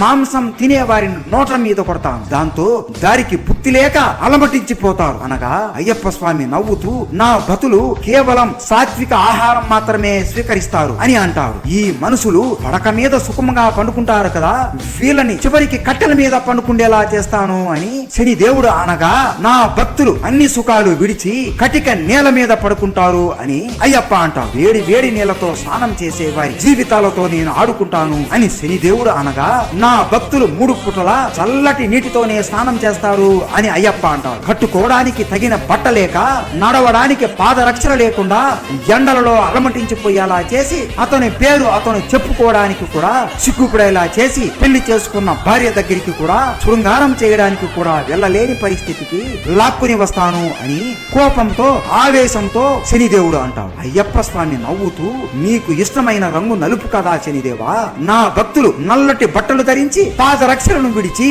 ఎటువంటి ఆడవారి వ్యామోహం లేకుండా స్వామి అనే నామంతో నా భక్తులు పిలువబడతారు. నువ్వు చెప్పిన ప్రతి కష్టం నా భక్తులు ఈ 40 రోజులు మాలవేసి భరిస్తారు అని అంటాడు. శనిదేవుడు నమస్కరించి, స్వామి చివరిది నా సూపు సోకి ఆనందంగా ఉన్న దంపతులకి కూడా గొడవలు వస్తాయి అని అనగా అయ్యప్ప ఆయన చేయి పైకెత్తి నా భక్తులు ఈ 40 రోజులు కఠోరమైన బ్రహ్మచర్య పాటించి స్వామి ఏ శరణ అయ్యప్ప అని పిలుస్తూ అడుగులలో నడుస్తూ ఈ కొండలు అని ఎక్కి నా దర్శనానికి శబరిమలైకి వస్తారు. అటువంటి నా భక్తులని నువ్వు ఎప్పటికీ పట్టి పీడించకూడదు శనిదేవా, వీరికి ఎల్లప్పుడూ సుఖాలు మాత్రమే కలగాలి, ఇదే నా ఆజ్ఞ, ఇదే నా శాసనం అని అయ్యప్ప స్వామి అంటాడు. అందుకే ఇప్పుడు మనం అయ్యప్ప మాల వేసినప్పుడు నల్ల బట్టలు వేసుకుంటాము అని గణేశుడికి శివుడు చెబుతాడు. అయ్యప్ప విగ్రహం చాలా అందంగా ఉంటుంది గణేశ.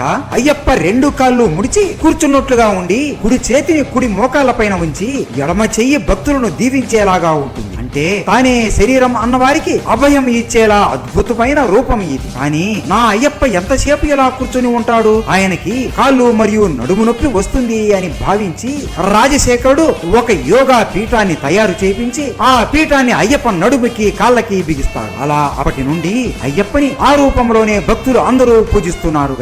గణేశుడు నమస్కరించి, నేను సిద్ధంగా ఉన్నాను తండ్రి, నేను ఈ రోజు మాల వేసుకుంటాను అని అంటాడు. శివుడు ఆనందపడి ఈ మాల వేసే సమయంలో మొదటిగా భక్తులు గురుస్వామి ద్వారా మాల ధరించి ఉపదేశం పొంది బ్రహ్మచర్య వ్రతాన్ని పాటించాలి. ఈ రోజు నీకు గురువుని నేనే నీకు మాల వేస్తాను అని శివుడు గణేశుడికి అయ్యప్ప స్వామి మాల వేపిస్తాడు. అలా ఆ రోజు నుండి గణేశుడు బ్రహ్మచర్యం పాటిస్తూ దీక్షణ పాటిస్తాడు. అలా 40 రోజుల తర్వాత శివుడు గణేశుడి దగ్గరికి వెళ్లి, పద గణేశ, ఇక మన శబరిమల యాత్ర మొదలవుతుంది, వెళ్ళి ఇరుముడి కట్టుకునిరా అని శివుడు అనగా, ఇరుముడా అంటే ఏంటి తండ్రి అని గణేశుడు అంటాడు. శివుడు నవ్వుతూ, అయ్యప్ప పులిపాల కోసం వెళ్ళినప్పుడు రాజశేఖరుడు ఈ ఇరుముడిని అయ్యప్పకు ఇస్తాడు. ఇరుముడి అనేది నేత బట్టతో కుట్టబడిన 2 భాగాలుగా ఉండే సంచి. ఇరుముడిలో ఉండే ముందు భాగంలో పసుపు, కుంకుమ, ఒడ్లు, అటుకులు మరియు మాలికాపురోత్తమ్మకు దీపం వెలిగించడానికి ఒత్తి, నూనె మరియు అతి ముఖ్యమైన కానుకైన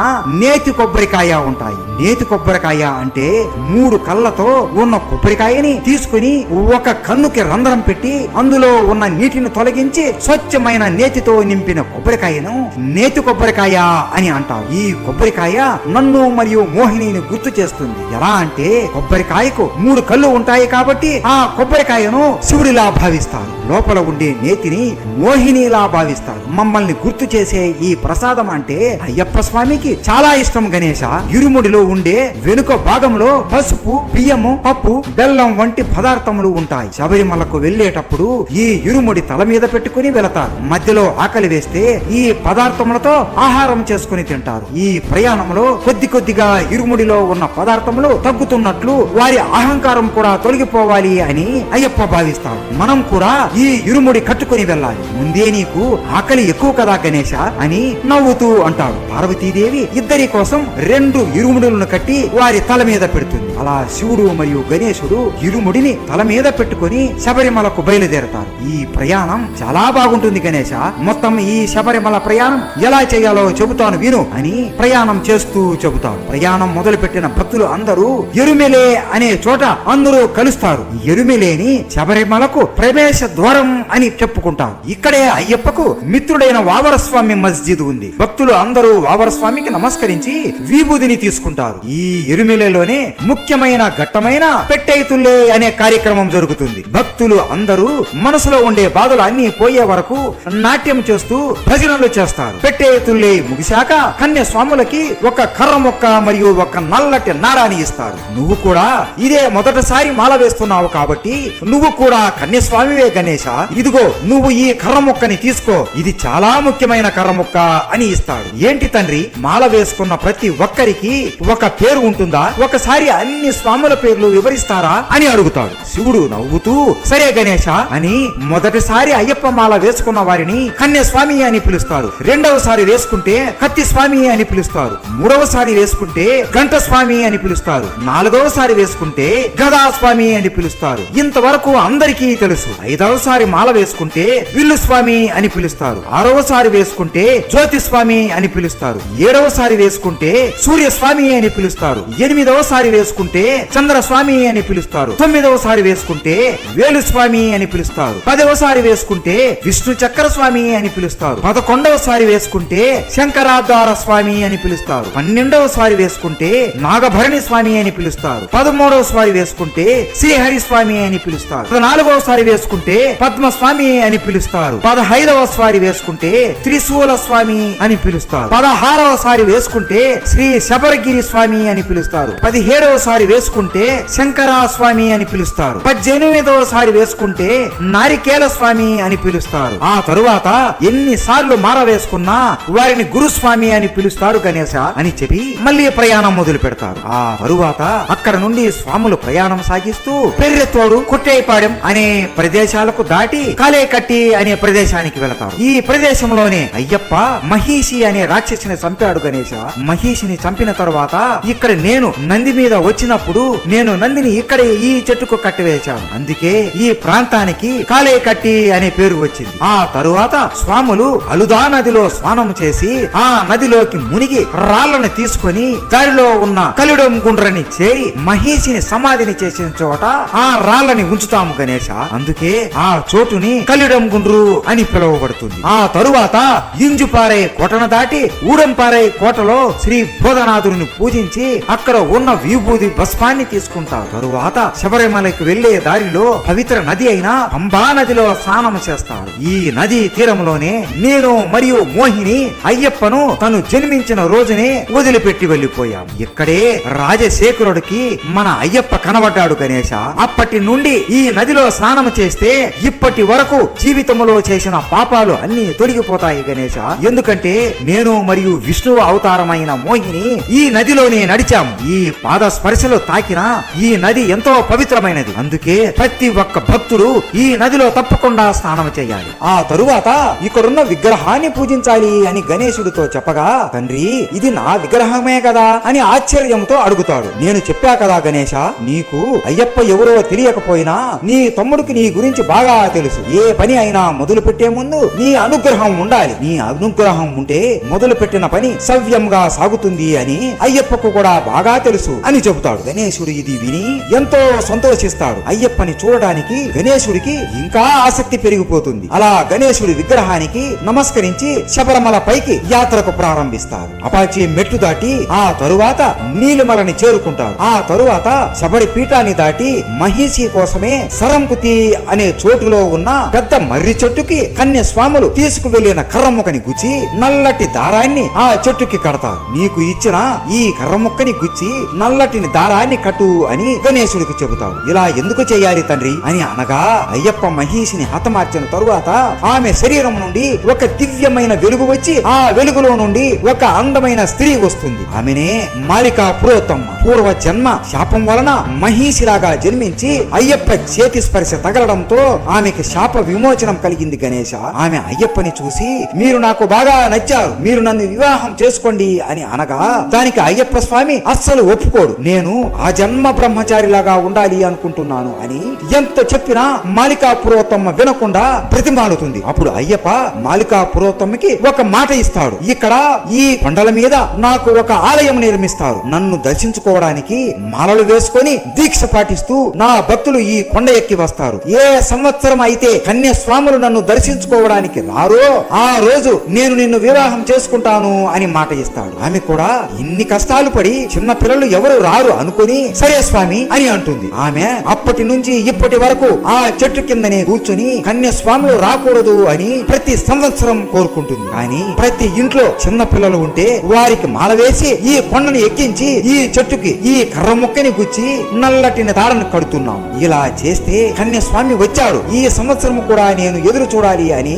ఆమెకు అర్థమైపోతుంది అని చెబుతాడు. గణేశుడు అర్థం చేసుకుని చెట్టుకు కర్ర ముక్కను గుచ్చి నల్లటి తాడుని కడతాడు. ఆ శబరిమల అడవి ఎంతో అందంగా ఉంటుంది. జలపాతాలు, చిన్న చిన్న నదులు, నదులు, అందమైన పువ్వులు, పళ్ళు. ఆహా ఓహో, మామూలు దృశ్యాలు కాదు అవి, అనుభవిస్తేనే తెలుస్తుంది. మొత్తానికి శివుడు గణేశుడు శబరిమల ఆలయం లోపలికి వెళతారు. గట్టిగా స్వామియే శరణు అయ్యప్ప అని స్మరిస్తూ శివుడు గణేశుడి చెయ్యి పట్టుకుని మొదటిగా 18 బంగారు మెట్లు ఎక్కుతారు. అలా ఆలయం లోపలికి ఇద్దరు వెళతారు. వినాయకుడు ఎప్పుడైతే అయ్యప్ప స్వామి విగ్రహాన్ని చూస్తాడో ఆయన చేతులు ఆయనకు తెలియకుండానే నమస్కారం చేసి కళ్ళలో నుండి ఆనందంతో కన్నీరు కారిపోతూ మోకాళ్ళ మీద పడిపోయి స్వామియే శరణు అయ్యప్ప అని గట్టిగా స్మరిస్తాడు. గణేశుడిని చూసి నా అన్నయ్య వచ్చాడు అని అయ్యప్ప ఆ విగ్రహం నుండి బయటికి వస్తాడు. పరిగెత్తుకుంటూ బయటికి వచ్చి వినాయకుడిని గట్టిగా కౌకిలించుకుంటాడు. అప్పుడు అయ్యప్ప అన్నయ్య మీరు మోకాళ్ళ మీద పడడం ఏంటి అని బాధపడతాడు. గణేశుడు నమస్కరించి నన్ను క్షమించు అయ్యప్ప, ఇన్ని సంవత్సరాలు నీ గురించి తెలియక ఇక్కడికి రాలేదు. ఇక నుండి ప్రతి సంవత్సరం నీ కోసం ఇక్కడికి వస్తాను అని కౌకిలించుకుంటాడు. శివుడు కూడా వారి ఇద్దరిని ప్రేమతో కౌకిలించుకుంటాడు. శివుడు నవ్వుతూ గణేశ, నువ్వు ఎంతో కష్టపడి కొండలెక్కి వచ్చావు కదా, నువ్వు ఏం కోరిక కోరినా అయ్యప్ప తీరుస్తాడు, నీకేం కావాలో కోరుకో అనగా గణేశుడు అయ్యప్ప వైపు చూస్తూ ఆకలి వేస్తోంది, నా కడుపు నింపు తమ్ముడు అని అంటాడు. అయ్యప్ప నవ్వుతూ విందు భోజనం ఏర్పాటు చేస్తాడు. అలా ఆ రోజు మొత్తం ముగ్గురు ఆనందంతో గడుపుతారు. ఇక ఇంటికి వెళదాము నాన్న అని గణేశుడు అనగా లేదు చేయవలసిన పని ఒకటి ఉంది అని మందిరం బయటికి వచ్చి కొబ్బరికాయను తీసుకుని మాలికాపురోత్తమ ఆలయం చుట్టూ దుర్లించి చివరిగా ఆ కొబ్బరికాయను ఇద్దరు కొడతారు. ఆ తరువాత ప్రసాదాన్ని తిని వెనక్కి బయలుదేరతారు. వెనక్కి వెళ్లే సమయంలో మళ్ళీ పంబా నదిలో స్నానం చేసి వెళతారు. అలా శివుడు వినాయకుడు కైలాసానికి చేరుకొని మళ్ళీ ఇద్దరు మనసారా అయ్యప్పని పూజిస్తారు. అయ్యప్ప మాల ఎలా పడితే అలా తీయకుండా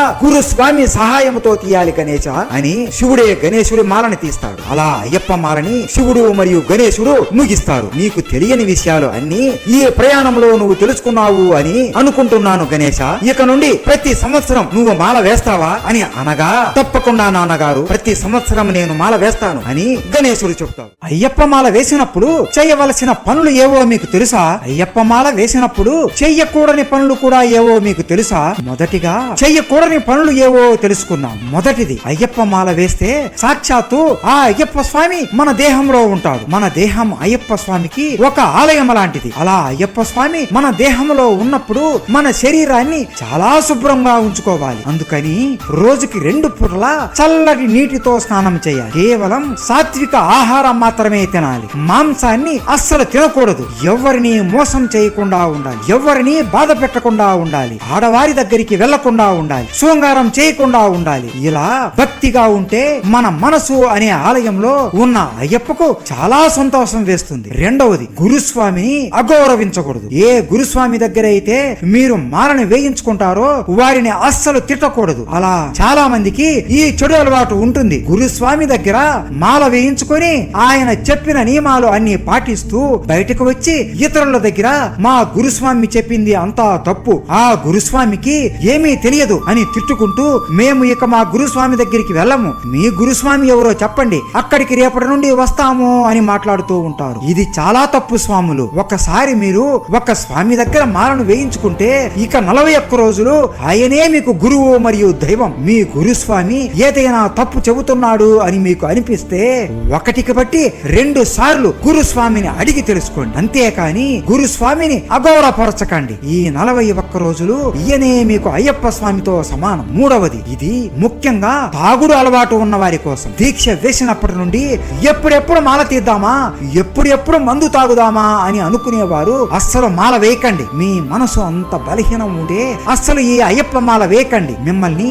ఏ దేవుడు ఏ పూజారి మాల వేయమని బలవంతం చేయరు. ఈ దీక్షకి సరైన గౌరవం ఇవ్వాలి. ఇలాంటి చెడు అలవాట్లు ఉంటే మాత్రం ఈ మాల వేసినప్పుడు పూర్తిగా మానుకోవాలి. అంతేకాని ఎప్పుడు మాల తీద్దామా ఎప్పుడెప్పుడు తాగుదామా అని అస్సలు ఉండకూడదు. అయ్యప్ప ముఖ్యంగా ఈ 41 రోజులు దీక్ష ఎందుకు పాటించమన్నాడు అంటే జీవితంలో మీకు ఏ చెడు అలవాట్లు ఉన్నా మన అయ్యప్ప స్వామి మాల వేసి ఆ అలవాట్లు అన్ని పోగొట్టుకొని శని దేవుడి దృష్టి కూడా దూరంగా ఉండడానికి ఈ మాల వేయమని మన అయ్యప్ప స్వామినే చెప్పాడు. నాలుగవది చాలా ముఖ్యమైనది. ఇది ఆడవాళ్ల కోసం. దీక్ష 41 రోజులు పూర్తి అయ్యే వరకు శృంగారానికి చాలా దూరంగా ఉండాలి. చాలా మంది ఆడ మరియు మగవారు అయ్యప్ప మాల వేశాక అయ్యప్ప శక్తి తెలియక కొంతమంది తెలిసో తెలియకో తప్పు చేస్తున్నారు. అలాంటి వారిని అయ్యప్ప స్వామి అస్సలు క్షమించాడు. కొత్తగా పెళ్లి అయిన వారు శృంగారం చేయకుండా ఎలా ఉండాలి అని చాలా మంది అనుకుంటారు. అసలు అయ్యప్ప స్వామినే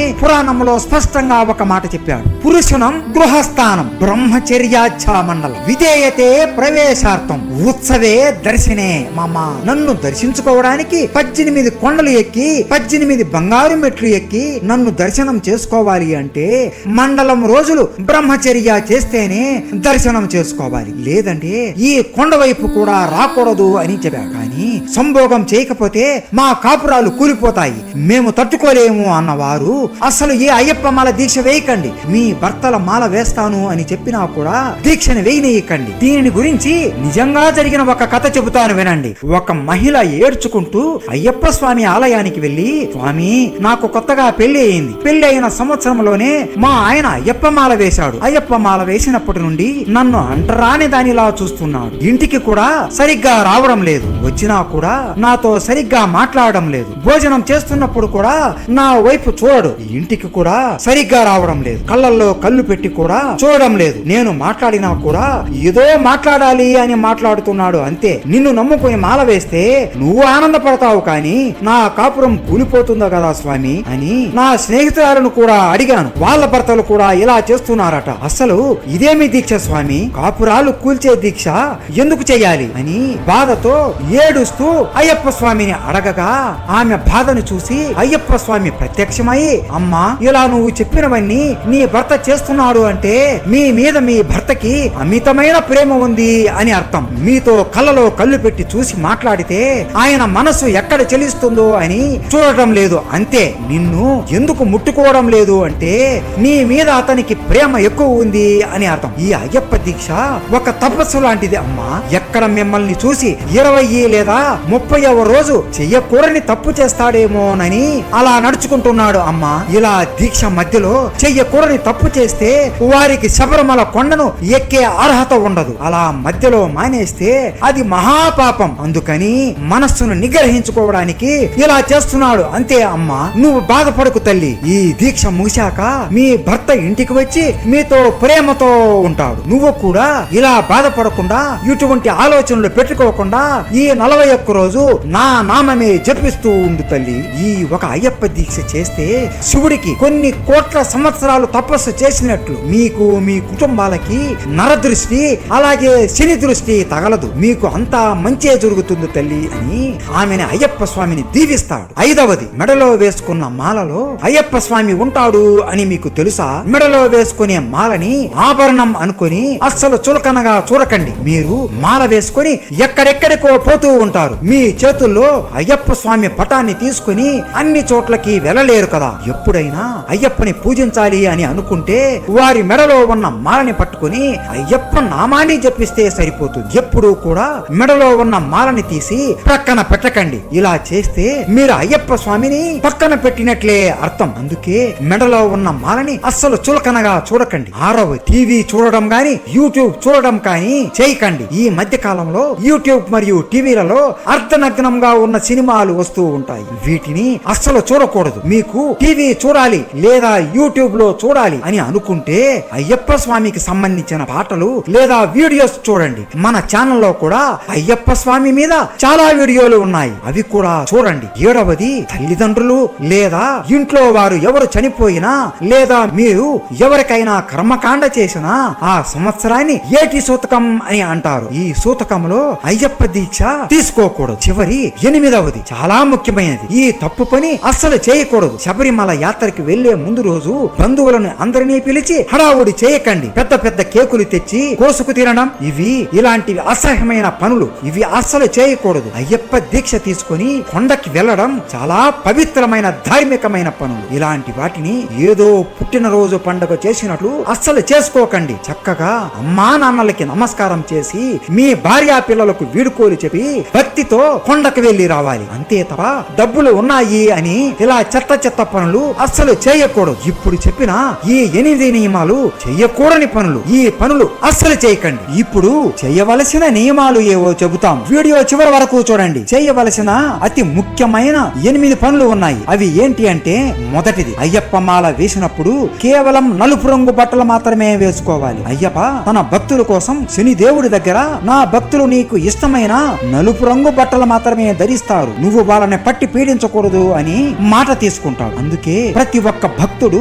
నల్లటి వస్త్రాలు మాత్రమే ధరించాలి. ఈ 41 రోజులు అయ్యప్ప మాల వేసినప్పుడు చల్లటి నీటితోనే స్నానం చేస్తారు కదా, అలాంటప్పుడు ఈ నలుపు రంగు బట్టలు వేసుకుంటే ఒంటిలో ఉన్న వేడిని మొత్తం పీల్చుకొని కేవలం మన ఒంటికి తగిన వేడిని మాత్రమే ఈ నలుపు బట్టలు ఇస్తాయి. మన అయ్యప్ప స్వామి కూడా ఎల్లప్పుడూ చిన్నప్పటి నుండి నల్లటి బట్టలే ధరిస్తారు. రెండవది, నుదుటున విభూది, చందనము, కుంకుమ ఖచ్చితంగా ధరించాలి. ఈ 3 ఎందుకు ధరించాలి అంటే మన నుదుట మధ్య భాగాన్ని ఆజ్ఞా చక్రము అని పిలుస్తారు. ఎప్పుడైనా దీక్షలో ఉన్న వారికి దృష్టి తగిలితే నేరుగా వచ్చి ఈ ఆజ్ఞా చక్రం మీద పడుతుంది. అదే మనం ఈ చోటు విభూది, చందనం, కుంకుమ పెట్టుకుంటే ఏ దృష్టి అయినా మన మీద పడకుండా ఒక కవచంలాగా కాపాడుతుంది. అందుకే మాల వేసుకున్న ప్రతి ఒక్క రోజు నుదుటి మీద విభూది, చందనము, కుంకుమ ఖచ్చితంగా పెట్టుకోవాలి. అలాగే ఈ మాల వేసుకున్నప్పుడు నేను విష్ణు భక్తుడిని, నేను శివ భక్తుడిని అనే భేదాలు ఏవి ఉండకూడదు. ఒక దేవుడిని చులకనగా చేసి తప్పుగా మాట్లాడడం అస్సలు చేయకూడదు. ప్రతి ఒక్క దేవుడు సమానం అని భావిస్తూ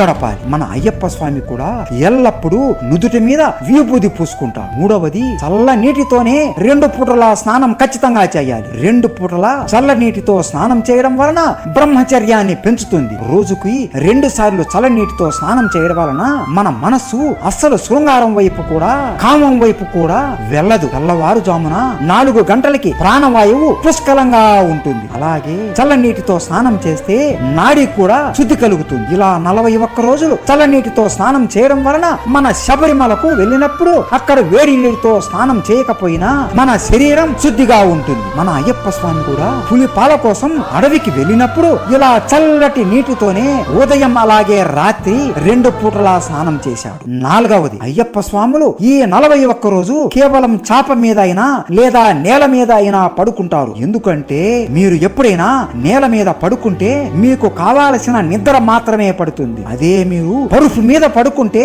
అతి నిద్ర, సోమరితనం ఉంటుంది. ఇంకొంచెం సేపు పడుకుందాం అని అనుకుంటూ సోమరిగా ఉంటాం. ఈ సోమరితనం అంతా నేల మీద పడుకుంటే మొత్తం పోతుంది. ఇలా నేల మీద పడుకోవడం వలన మన వెన్నుముక కూడా నొప్పి వేయకుండా చాలా ఆరోగ్యంగా ఉంటారు. అయ్యప్ప స్వామి కూడా అడవికి వెళ్ళినప్పుడు నిద్ర వచ్చినప్పుడు నేల మీదనే పడుకున్నాడు. ఐదవది, ప్రతి ఒక్కరూ శరణుఘోష తప్పకుండా చేయాలి. ఇది చాలా అంటే చాలా ముఖ్యమైనది. ప్రతి ఒక్కరూ ప్రతి పూట 101 సార్లు స్వామియే శరణు అయ్యప్ప, హర హర సుతనే శరణు అయ్యప్ప అని అంటూ ఉంటారు. కేవలం 101 సార్లు కాదు, మీకు సమయం ఉంటే ప్రతి క్షణం రోజు అంతా కూడా ఆయన నామం జపిస్తూ శరణుఘోష చేస్తూ ఉండాలి. మీరు ఈ మాల వేసినప్పుడు ఎన్నిసార్లు అయ్యప్ప నామం జపిస్తే అన్ని పుణ్యాలు మనకు కలుగుతాయి. అలాగే మీరు చేసిన పాపాలు అన్ని పూర్తిగా తొలగిపోతాయి. అందుకే ప్రతి ఒక్కరూ ప్రతి ఒక్క క్షణం స్వామియే శరణయ్యప్ప, హర హర సుతనే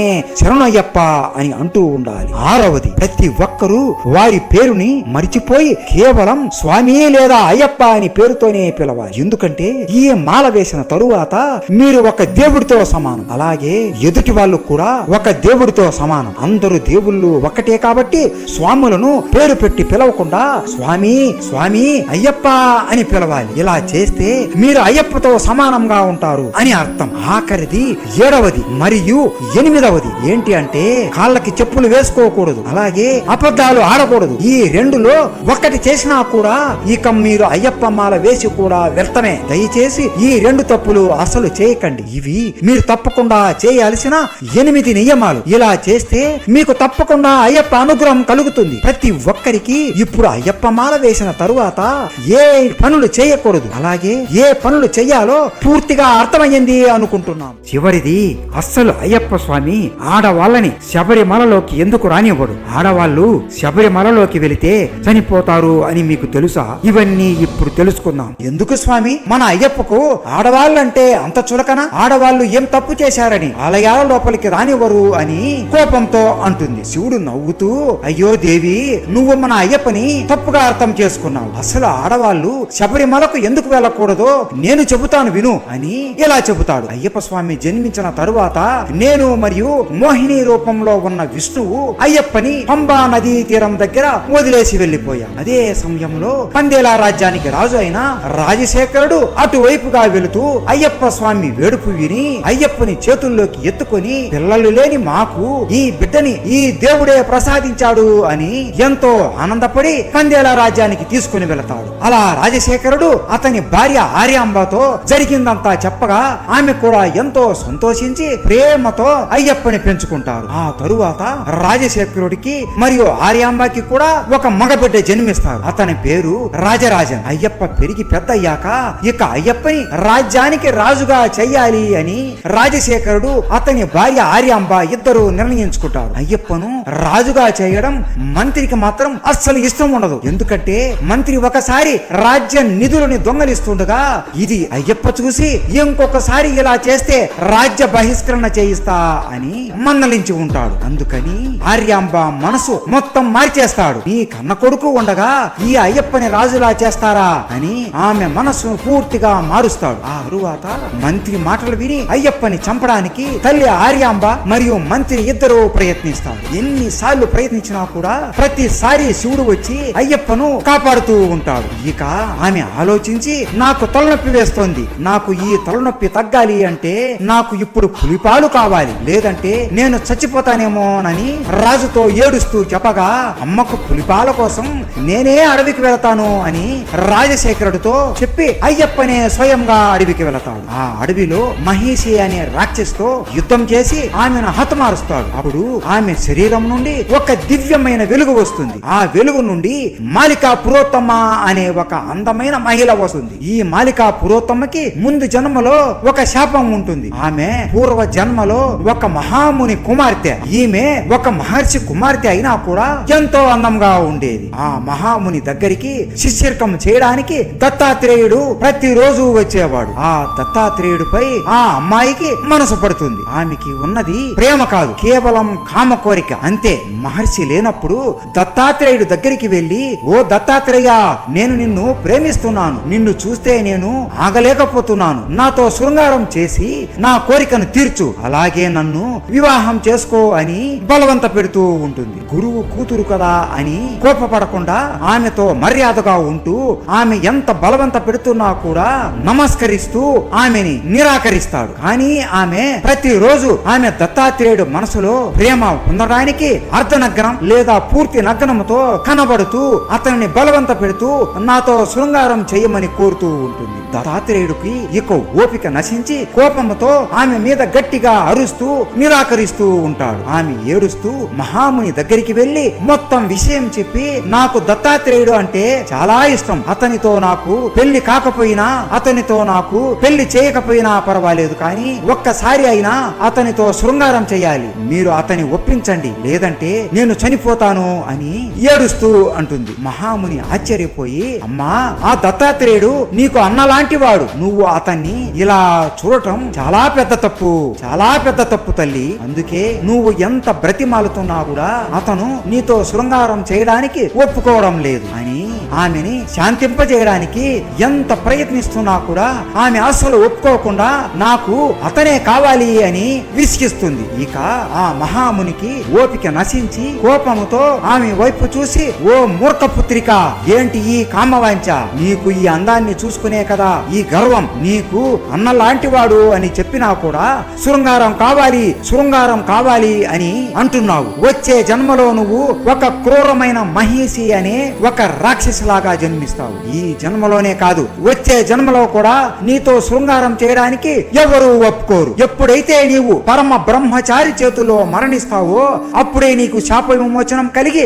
మళ్ళీ పూర్వాందం నీకు కలుగుతుంది అని చెప్పిస్తాడు. ఆమెనే ఈ జన్మలో మహిషి అనే రాక్షసిలాగా జన్మించి మన అయ్యప్ప స్వామి చేతుల్లో మరణించి శాప విమోచనం పొందుతుంది పార్వతి అని శివుడు అంటాడు. అలా శాప విమోచనం పొంది ఎప్పుడైతే అయ్యప్ప స్వామి ముఖాన్ని చూస్తుందో వెంటనే అయ్యప్పతో ప్రేమలో పడిపోతుంది. స్వామి, నాకు శాప విమోచనం కలిగించినందుకు మీకు ధన్యవాదములు, మిమ్మల్ని చూడగానే నాకు మీ మీద ప్రేమ పుట్టింది, నన్ను మీరు వివాహం చేసుకోండి స్వామి అని అనగా అయ్యప్ప స్వామి నవ్వుతూ, ముందు జన్మలో జరిగింది చాలదా మాలిక, నీ కామవాంఛ ఈ జన్మలో కూడా తగ్గలేదా, నేను ఈ జన్మలో ఆ జన్మ బ్రహ్మచారిలా ఉండాలి అనుకున్నాను, నిన్ను నేను వివాహం చేసుకోవడం కుదరదు అని చెబుతాడు. కానీ మాలికా పురోత్తమ్మ అయ్యప్ప మాట వినకుండా ఏడుస్తూ ఆయన కాళ్ళు పట్టుకుని వివాహం చేసుకోండి చేసుకోండి అని వేడుకుంటుంది. అప్పుడు అయ్యప్ప స్వామికి ఒక ఆలోచన తోడుతుంది. సరే, నేను నిన్ను వివాహం చేసుకుంటాను మాలిక, కానీ ఒక షరతు ఉంది. ఇంకొన్ని సంవత్సరాలలో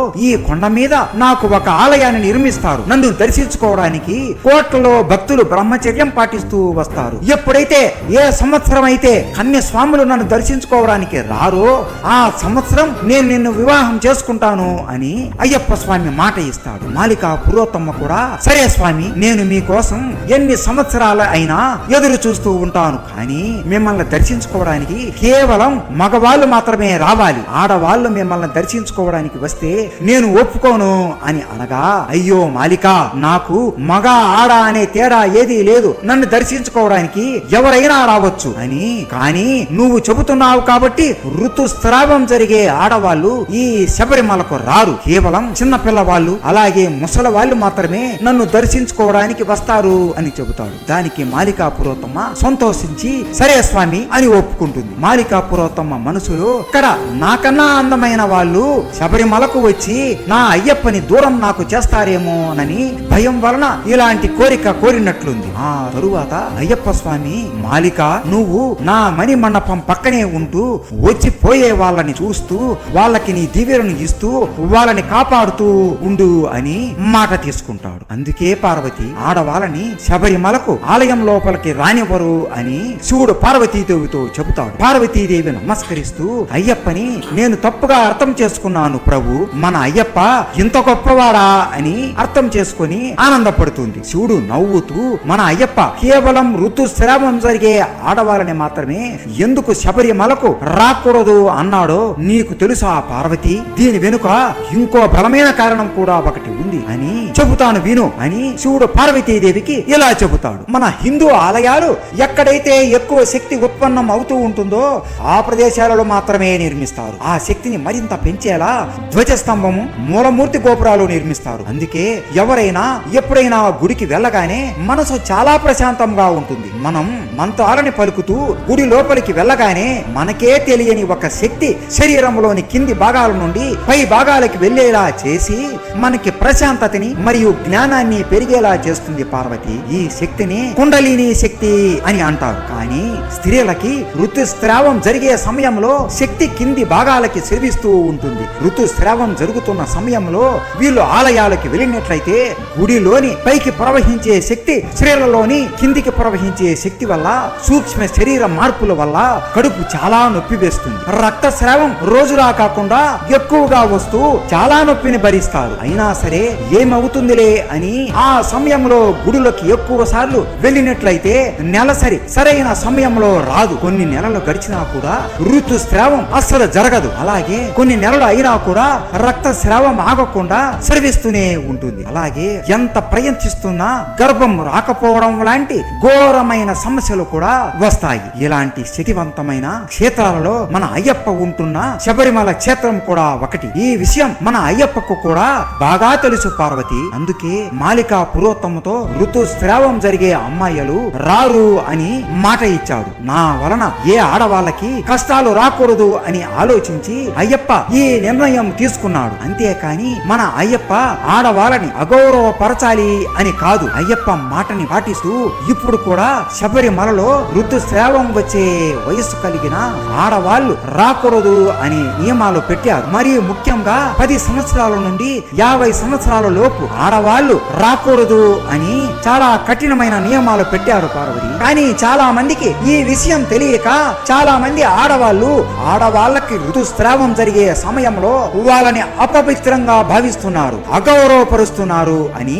చాలా మంది తెలిసి తెలియని మాటలు చాలా అంటున్నారు. కానీ మన సనాతన ధర్మంలో ఆడవాళ్ళని ఎప్పుడు ఇలా అగౌరవపరచలేదు. ఆడవాళ్ళని మనం కన్న తల్లిలాగే భావిస్తున్నాం పార్వతి అని శివుడు అంటాడు. ఇది విని పార్వతీదేవి అయ్యప్ప విగ్రహం ముందుకు వెళ్లి నమస్కరించి, ఇప్పటికైనా అందరికీ ఆడవాళ్ళని శబరిమలలోకి ఎందుకు ప్రవేశపెట్టారో అర్థమైంది అని భావిస్తున్నాం. ప్రతి ఒక్క అయ్యప్ప భక్తుడికి మరియు ఆడవాళ్ళకి ఈ వీడియో షేర్ చేయండి. ఇది పూర్తి అయ్యప్ప స్వామి చరిత్ర. ఈ వీడియో మేము 2 నెలలు కష్టపడి మీకోసం చేశాం. ప్రతి ఒక్కరికి ఈ వీడియో నచ్చింది అని భావిస్తున్నాం. ఈ సంవత్సరానికి ఇదే మా చివరి అయ్యప్ప స్వామి వీడియో. మళ్ళీ వచ్చే సంవత్సరంలో ఇంకా కొన్ని మనకు తెలియని అయ్యప్ప స్వామి కథలు తెలుసుకుందాం. అయ్యప్ప స్వామి అంటే మీకు ఇష్టం ఉంటే స్వామియే శరణయ్యప్ప అని కామెంట్ చేయండి. స్వామియే శరణయ్యప్ప.